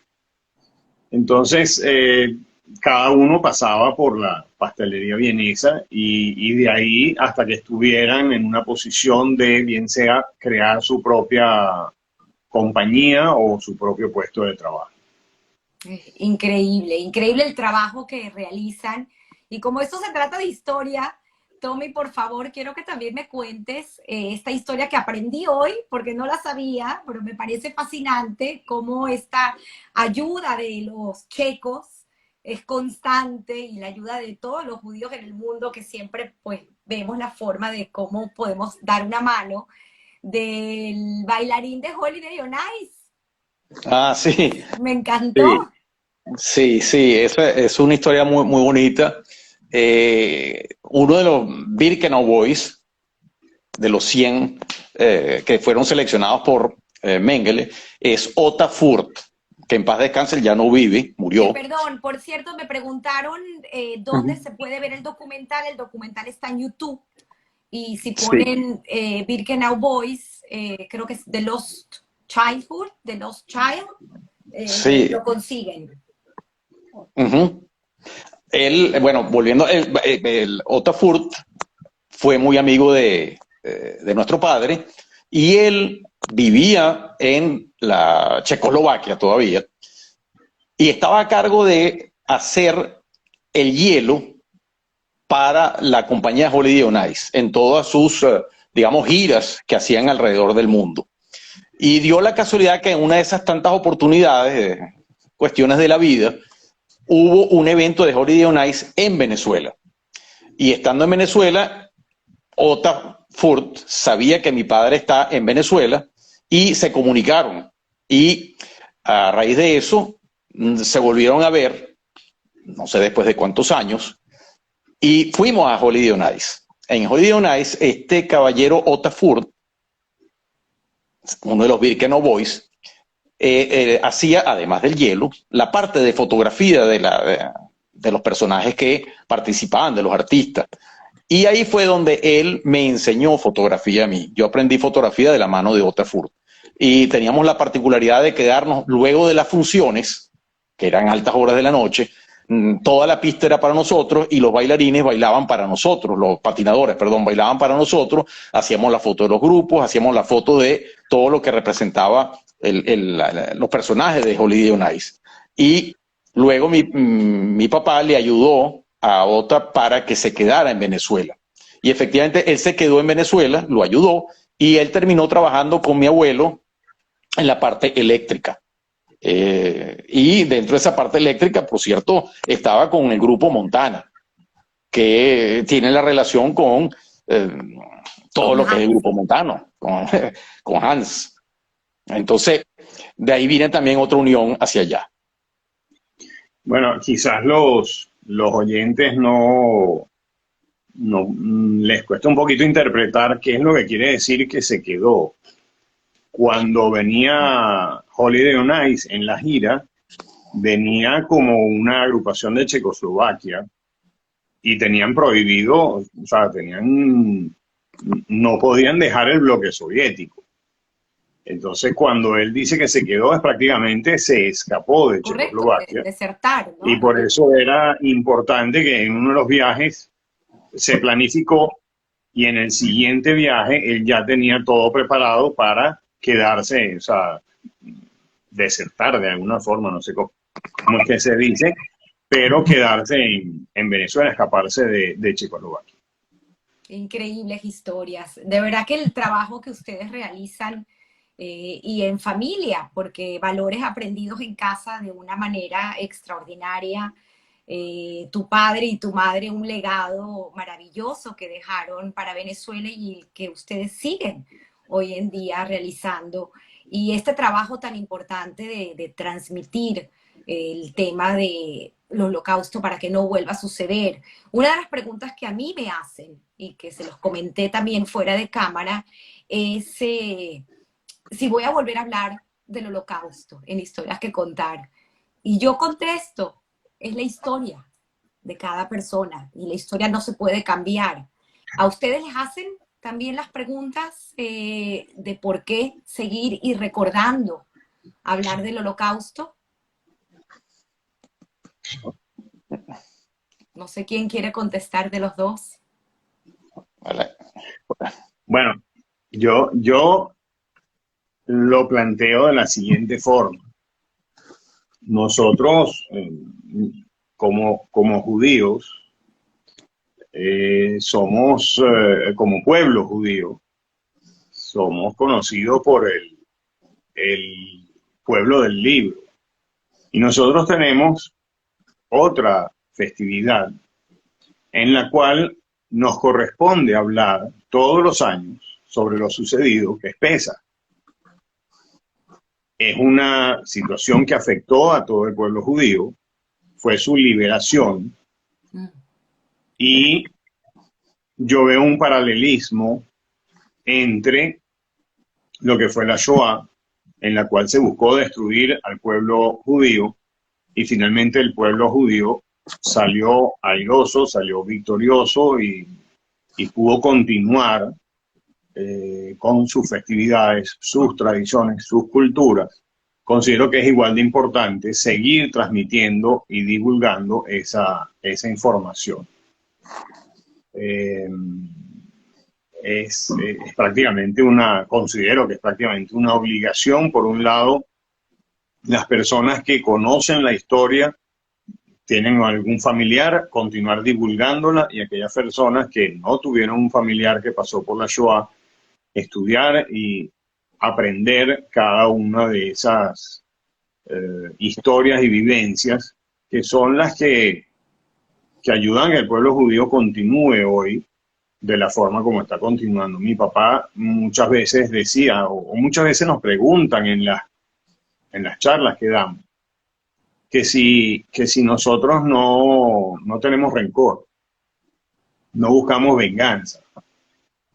Y mi papá, todavía en las charlas, contestaba que su venganza era haber sido una cucaracha que cualquier nazi podía pisar con su bota.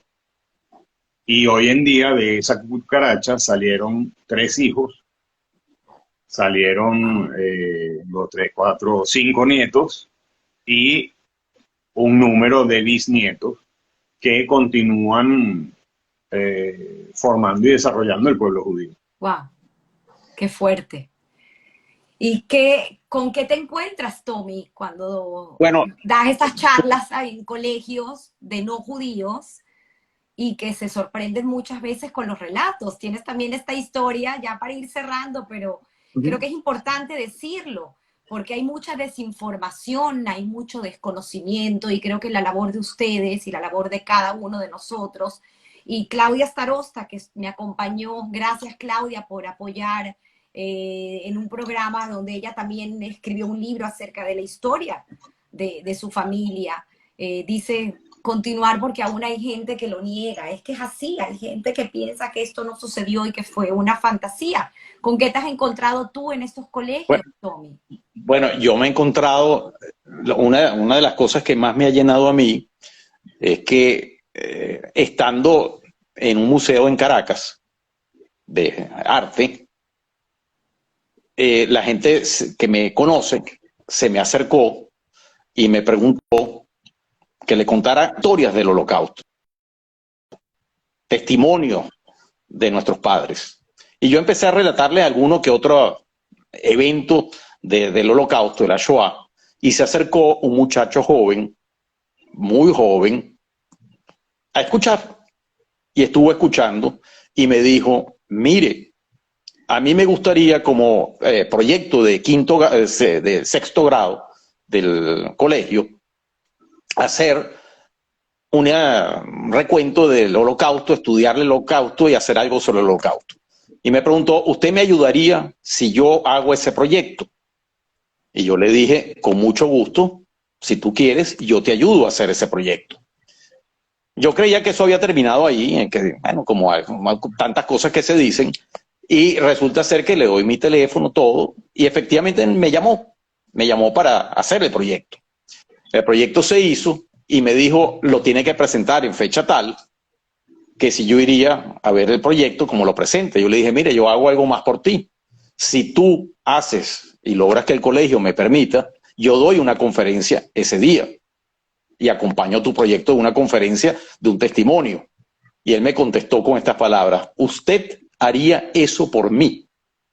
Y yo le dije, yo lo hago por ti, no hay ningún problema. Pero necesito si me invitan. Efectivamente, creí una segunda vez que eso terminó en una conversación de un niño con un adulto y no recibí una llamada del colegio. Y me dieron un día para que yo fuera al colegio a hablar y presentar el testimonio. Llegué al colegio, me dieron 25 minutos para hacer la presentación y a los 25 minutos ocurrió algo que yo no me imaginaba que podía ocurrir. Y que fue unos muchachos de sexto grado, hay que entender que la edad de los sexto grados debía estar entre 11 y 12 años, niñas, niños, las niñas llorando con el testimonio que estaba contando, y cuando suena el timbre del recreo, pues algo que yo no me imaginé que iba a pasar, pues se presentó un motín.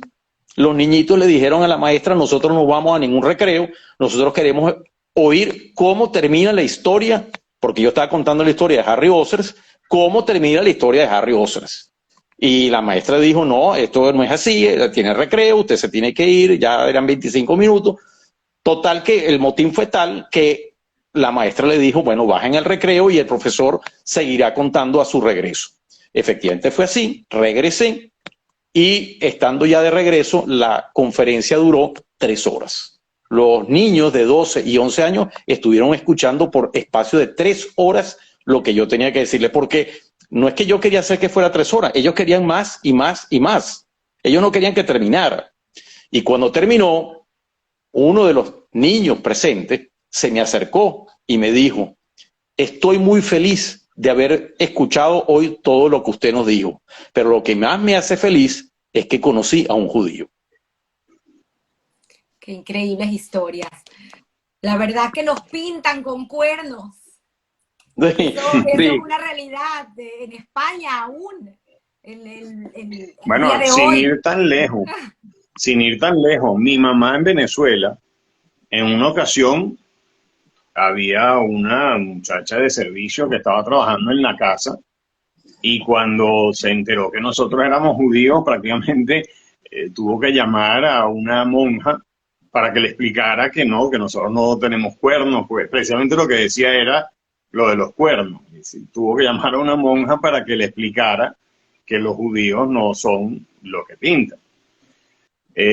Nosotros, volviendo un poquito a los valores y lo que nos enseñó mi papá, era, bueno, nos quedó algo que quizás mucha gente se ríe cuando habla con nosotros, porque mi papá, las preguntas eran de respuesta sí o no. Y muchas veces a él le preguntaban, mira, ¿me puede dar la hora? Y él decía, miraba el reloj y decía sí. Y dice, bueno, pero ¿qué hora es? Y dice, no, es que tú me preguntaste si te puedo dar la hora. Yo estaba viendo si podía darte la hora o no. Y entonces a nosotros todavía nos pasa y muchas veces a mí me da pena que me preguntan algo y yo contesto de una forma que pudiera parecer pedante. Pero él sí, cuando llegó a Venezuela, y muchos de los checos que llegaron a Venezuela no eran muy religiosos.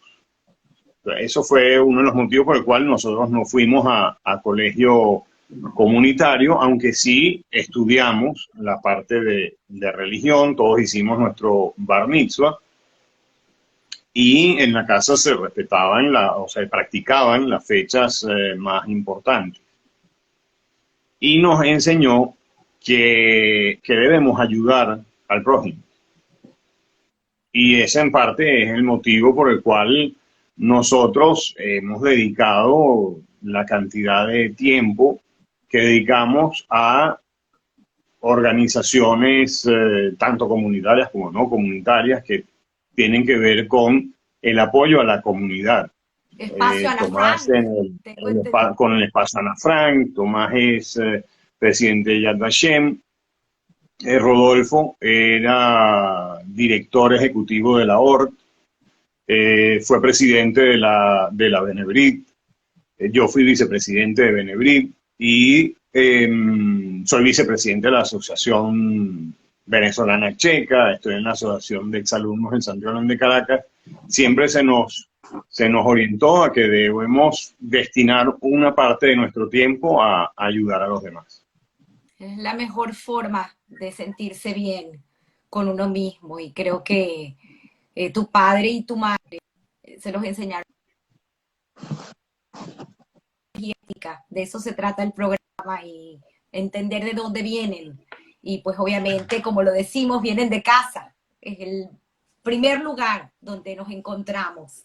Y a pesar de las circunstancias, porque esa es una de las preguntas que les hice a ambos, cómo estos sobrevivientes pudieron dejar como que hacer un paréntesis en sus vidas y decir, bueno, esto pasó hasta aquí, sobreviví y ahora me olvido de todo esto para formar una familia y formar una familia como es, con principios, valores y ética y sin odio, muy importante, ¿no? Es increíble.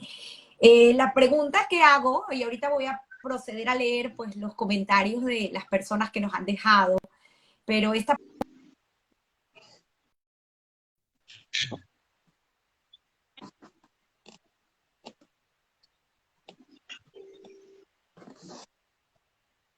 muerte? Pregunta que tomo prestada de Guy Raz, a quien admiro y quiero muchísimo y que tiene su podcast de How I Build This. Y pues me hago la pregunta ahorita con ustedes para que me contesten, pero tal vez pensando en qué contestaría Harry, que ya lo dijeron de cierta forma, y qué contestarían ustedes acerca de trabajo y suerte en su vida.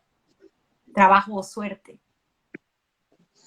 Bueno, yo diría que la suerte, cuando le preguntaban a mi papá cómo sobrevivió todo eso, cómo sobrevivió Auschwitz, cómo sobrevivió Mauthausen, cómo sobrevivió Gunskirchen, cómo sobrevivió 2 marchas de la muerte, la respuesta de él siempre fue suerte.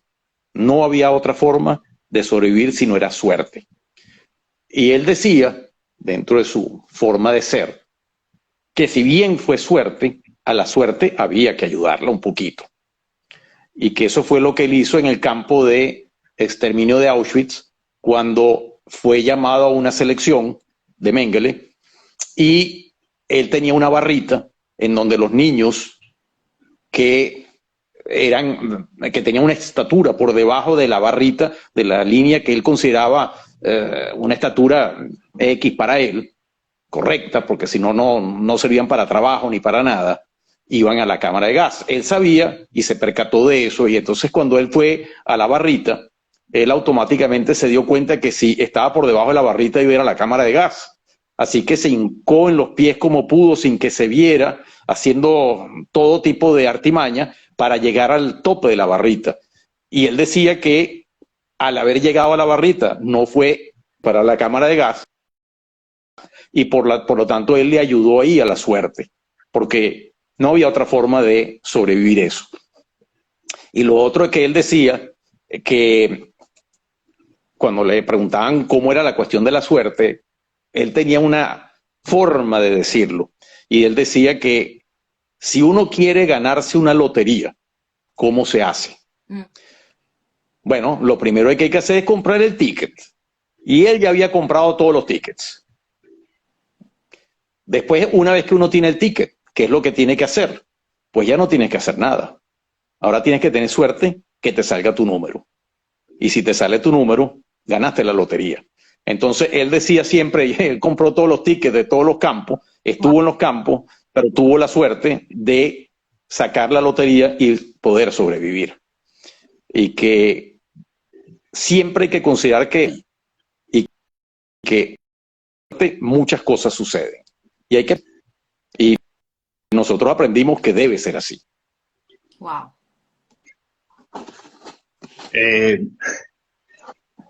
Bueno, sí, básicamente eso sería lo que contaría mi papá sobre la suerte.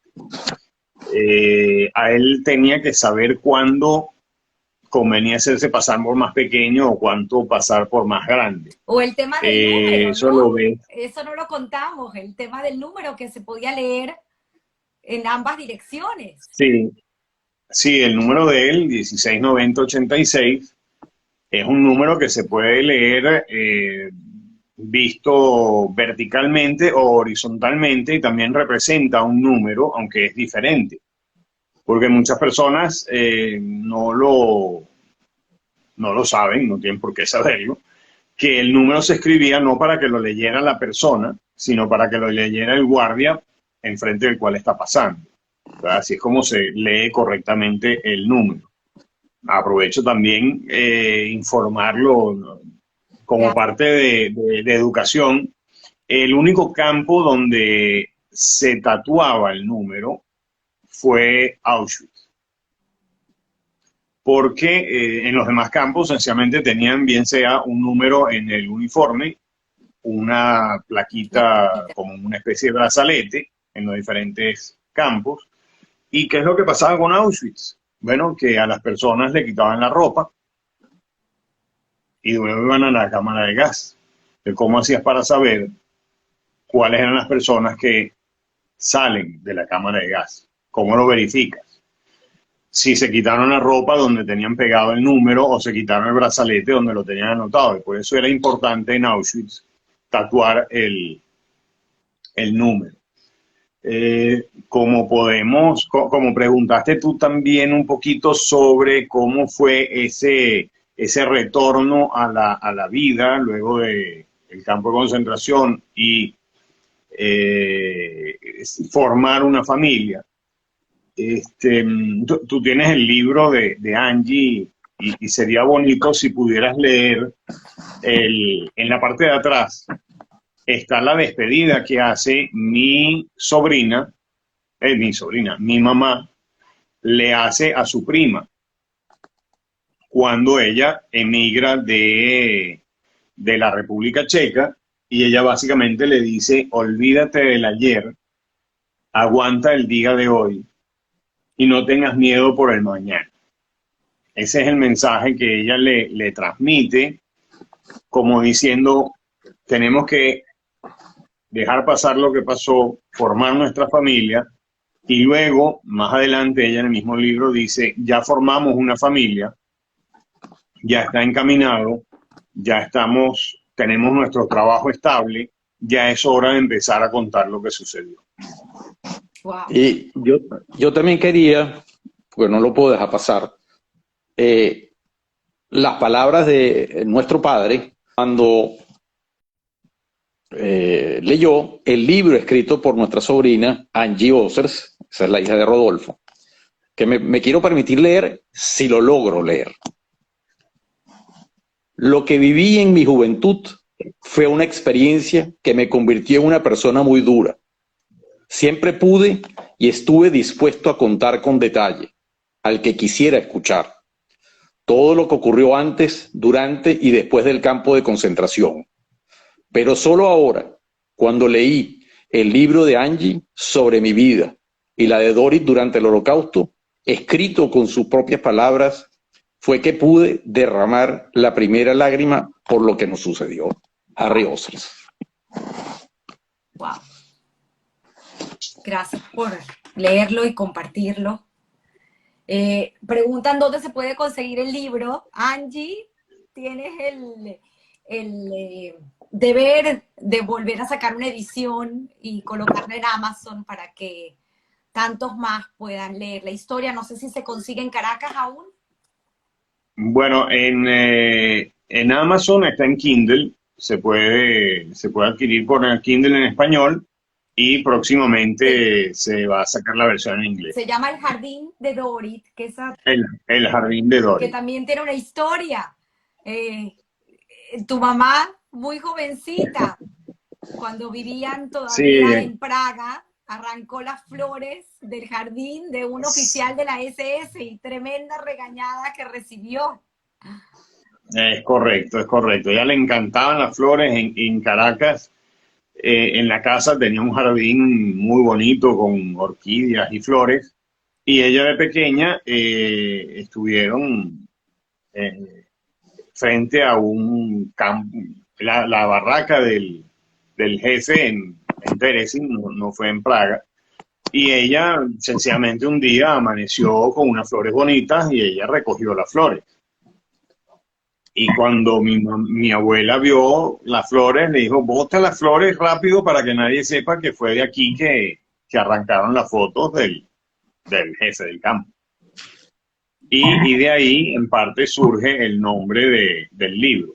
Por eso es El Jardín de Doris. Muchísimas gracias a ambos. Extraordinario el testimonio de poder contar la historia de esta manera. Extraordinaria la labor que hacen. Repito, todos como familia, porque Rodolfo, Angie, sé que a lo mejor más de la familia Ossers, pues sigue de boca a boca transmitiendo este testimonio para que nunca jamás vuelva a ocurrir algo como esto. Voy a proceder a leer algunos de los comentarios de la gente que bien lo hizo Miguel, gracias por responderlos en el momento. Voy a decir dónde conseguir el libro, ya lo dijimos. Dice Melita Schomstein, brillante entrevista, gracias de nuevo. Dice, este está muy lindo. Menca Calderón, 666, siempre se conecta, muchísimas gracias. Dice, orgullosa de haber compartido con varios judíos y de conocer sus historias. La Cuadrito astucia, inteligencia y suerte. Es así, es así. Dice por aquí nuevamente,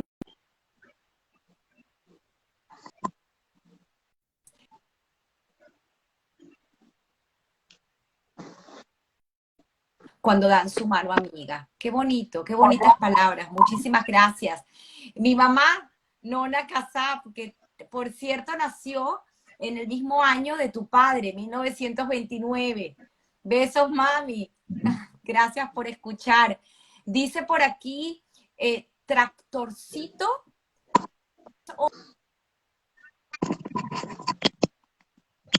porque eligieron el Bolívar, el pico Bolívar. Qué bonito. Dice, creo que es Michael Roticer, para Popamisos. El antisemitismo es una de las mayores y más largas injusticias que hubo y todavía hay. En mi opinión, es producto de una mezcla de ignorancia, envidia y los peores sentimientos de la humanidad. Saludos. Es así, Benjamín Schomstein, muchísimas gracias por conectarte, gracias. Dice Esteban Rawick, excelente entrevista, saludos desde Escocia. Wow, ya somos internacionales. Dice Mundial Sano 2022, excelente como siempre, muchísimas gracias. Dice por aquí Jackie Melamed, que estuvo conectado en varias, desde el principio, en varias oportunidades comentando. Gracias. Dice Claudia Starosta, continuar porque aún hay gente que lo niega, sí, lo conversamos. Trice Salas, creo que es un familiar, y el compartirlo para que seamos muchos quienes mantengamos la memoria, lección y aprendizaje para contribuir con su divulgación. Gracias a ustedes todos. No sé quién es, pero muchas gracias por el comentario. Si tienen acrónimos y pueden poner el nombre, sería maravilloso, porque así puedo leerlo correctamente. No es Jackie Melamed, es Jackie Melent. Perdón, corrijo. Hay que educar a las nuevas generaciones, totalmente, el trabajo que ustedes hacen. Principios y valores, Rebeca, que se conecta desde Boston. Ueredé 71, en Neumann de Montana, que también era sobreviviente y nunca lo contó. Hans, lo contó su hija, que acaba de sacar su libro hace un año que se llama When Time Stopped, Ariana Neumann, lo pueden encontrar también en Amazon. Dice por aquí, Rebeca, hice la marcha por la vida con la señora Trudy. Sí, no le verá, jamás lo olvidaré. Sigo por aquí. Claudia nuevamente, la difusión es muy importante y eso depende de nosotros. Felicitaciones por esta conversación muy interesante. Rebeca, gracias por tu respuesta, pero más adelante explicaron que vuestro padre, al quedar viudo, no paraba de contar y escribir su historia. Es así, es así. Aparte que hablamos del tema de la tristeza, ¿no? Cuando te fue tu madre, te fue un pedacito de tu padre. Es así. Dice por aquí.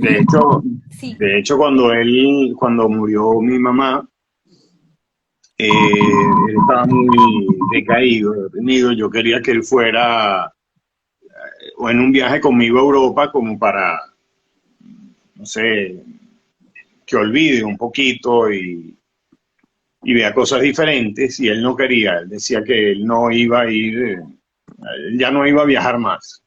Y entonces le dije a mi sobrino Alan, uno de los hijos de Tommy, que le pidiera al abuelo que él quería conocer Praga y que a él le gustaría que sea el abuelo el que se la enseñe. Y entonces hicimos un viaje, tuvimos la oportunidad de hacer un viaje, mi papá, mi sobrino Alan y yo, donde inclusive fuimos a Terezín y fue cómica la reacción de la gente que quería tomarse fotos con nosotros, porque la gente que estaba visitando el campo decía, estamos aquí en Terezín con un sobreviviente de la primera generación, segunda generación y tercera generación. Entonces les llamó bastante la atención. Qué privilegio, por llamarlo así, el poder haber ido y escuchar directamente la historia de tu padre, ¿no? Y para Alan y para ti, Miguel. fuerte, Sí, ¿no? El haber tenido también las ganas, por llamarlo así, y bueno, yo, enfrentarse con un episodio tan yo doloroso en la fui, historia. yo tuve la oportunidad de ir con él a Auschwitz y había un guía, una guía. Y claro, él me estaba explicando a mí, aparte las cosas, me decía, mira, aquí en esta barraca estuve yo y aquí fue donde pasaba esto, etcétera. Y llegó un momento en que la guía le dijo, disculpa, me permiten que le grabe. Entonces la guía estaba grabando cómo mi papá me explicaba a mí qué era Auschwitz. Claro, el testimonio de un sobreviviente del lugar que lo vivió, no se lo Sí. contaron. Esa Ujú. diferencia, ¿no? Entre lo que es la primera generación, la segunda y la tercera generación. Sí. Y Interesante. eso es lo que y ese tipo de vivencias, yendo a los campos con ellos, y esos son los que nos permiten eh, transmitir la información, nuestras charlas, nuestras conferencias de testimonios y las que son más educativas de cómo fue evolucionando el holocausto. Esa vivencia con ellos es la que nos permite hacer mejor esa función y poder seguir llevándola a cabo, como lo mencionaba Rebeca, de primera mano. Márquez, 1954, igual estuvo conectado y comentando sobre el tema del holocausto, nunca jamás. Tienen un saludo de Vicky Carlos desde Israel. Mm, Qué bonito. Isaac gracias, Coronado gracias. también se conectó. Con Isaac tuvimos también esta dupla de hermanos. Te los comenté. Gracias, Isaac, por conectarte y por escuchar esta vez a los hermanos Hossers. Dice por aquí Benjamín Chomstein, los tres excelentes personas. Especial saludo para Tommy, con quien me tocó reunirme en varias oportunidades. Es un ser muy especial y de una gran calidad humana. Gracias, Ah, Benjamín. muchas gracias. Dice aquí Márquez, 1954, una forma viva de relatar una historia que no se puede calificar. Dice nuevamente, seguir Rebeca, cuenten la historia, este fue el comentario que leímos, de que cuentan la historia como si lo hubiesen vivido personalmente.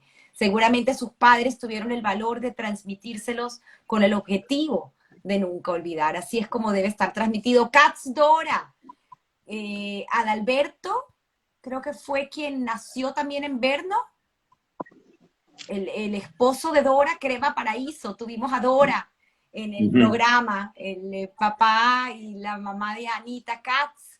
Y Dora está diciendo, Dora, que también hizo muchísimos testimonios de sobrevivientes. Dice, habiendo atendido como voluntaria con sobrevivientes del Holocausto 156 casos y escuchar sus espeluznantes vivencias, siento profundo respeto, admiración y agradecimiento por los hermanos Hossers, que continúan su misión de nunca jamás. Cola Muchas gracias. Muchas gracias. Lucy Keme también dice que pasó lo mismo, que las metieron en el colegio no judíos siendo de Checoslovaquia. Claro, el tema me pareció también muy interesante, de buscar una edificación que fuera una escuela y no una casa. Una manera de ponerlo en perspectiva. Increíble los mensajes. Aquí Benjamín nuevamente dice, fue nuestro profesor de geometría descriptiva en la UCB. Y sí, era duro, pero muy respetado y excelente profesor. Todavía guardo su libro. Qué bonito, Muchas gracias. Benjamín, el libro azul. Muy Emma lindo. Berry, es Emma Schwartz. Gracias, Emma. Dice, tantas coincidencias con nuestras historias. Wow, siempre fascinante escuchar a los Hossers. Qué bonito, gracias. Y por aquí recuerdo haber leído también que estaba conectado. eh, alguien dice, voy a buscarlo más acá. Aquí está Elías Moviti Guita desde Lima. Miguel, saludos. Saludos, Elías. Tanto tiempo. Sí, sí, qué bonito, menos mal que lo encontré rapidito. Mundial Sano 2022, qué gusto escuchar. Y bueno, aquí de verdad siguen llegando mensajes. Voy a ver qué más llegó por aquí. Dice Lila RB, bendito Dios por la labor que estás haciendo. Gracias con estas historias hermosas de vida. Gracias, muchísimas gracias. Y bueno, de verdad, mira, aquí dice Trice Salas.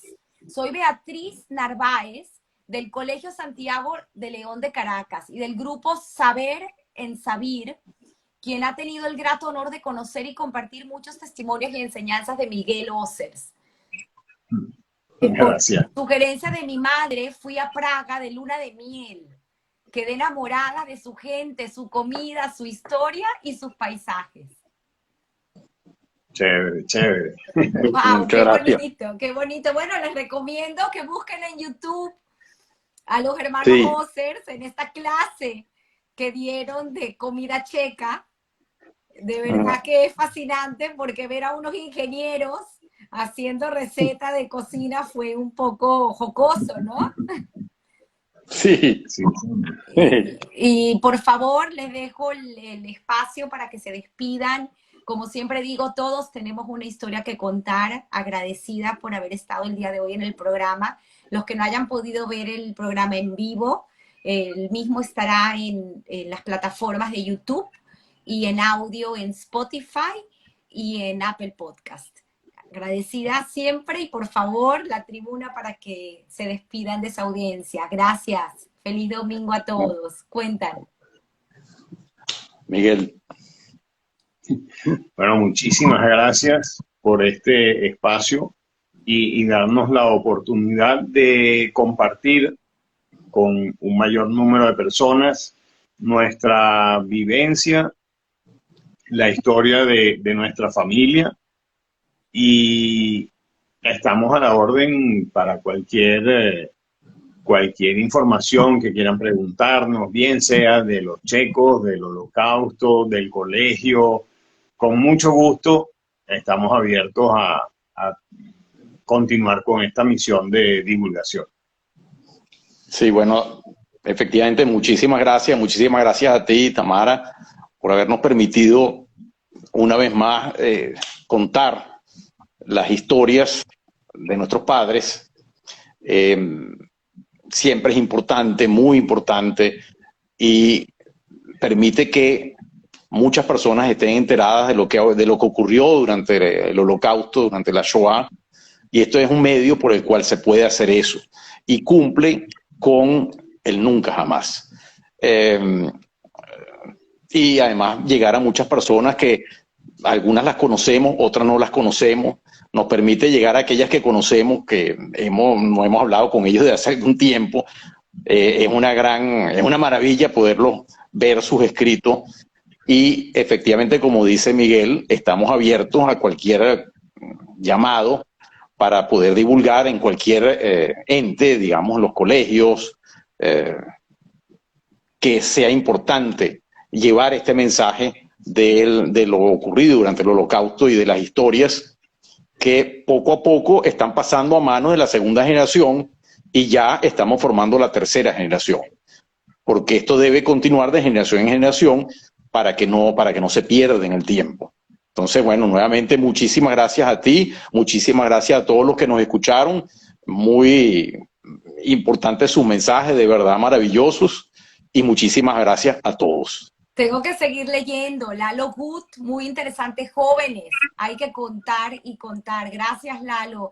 Dice Lili Steiner, mi familia por el lado de mi papá son de Checoslovaquia. También pasaron por Terezín y mueren y fallecen en Auschwitz.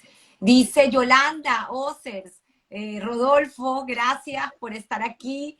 Yolanda y Rodolfo Ossers, hermano y esposa, Yolanda de Rodolfo, o sea, Rodolfo hermano de Miguel y de Tommy, para hacer el triple de estos ingenieros civiles que vienen de estos padres maravillosos. Gracias nuevamente y bueno, un abrazo. Y como siempre digo, todos tenemos una historia que contar. Gracias. Muy bien.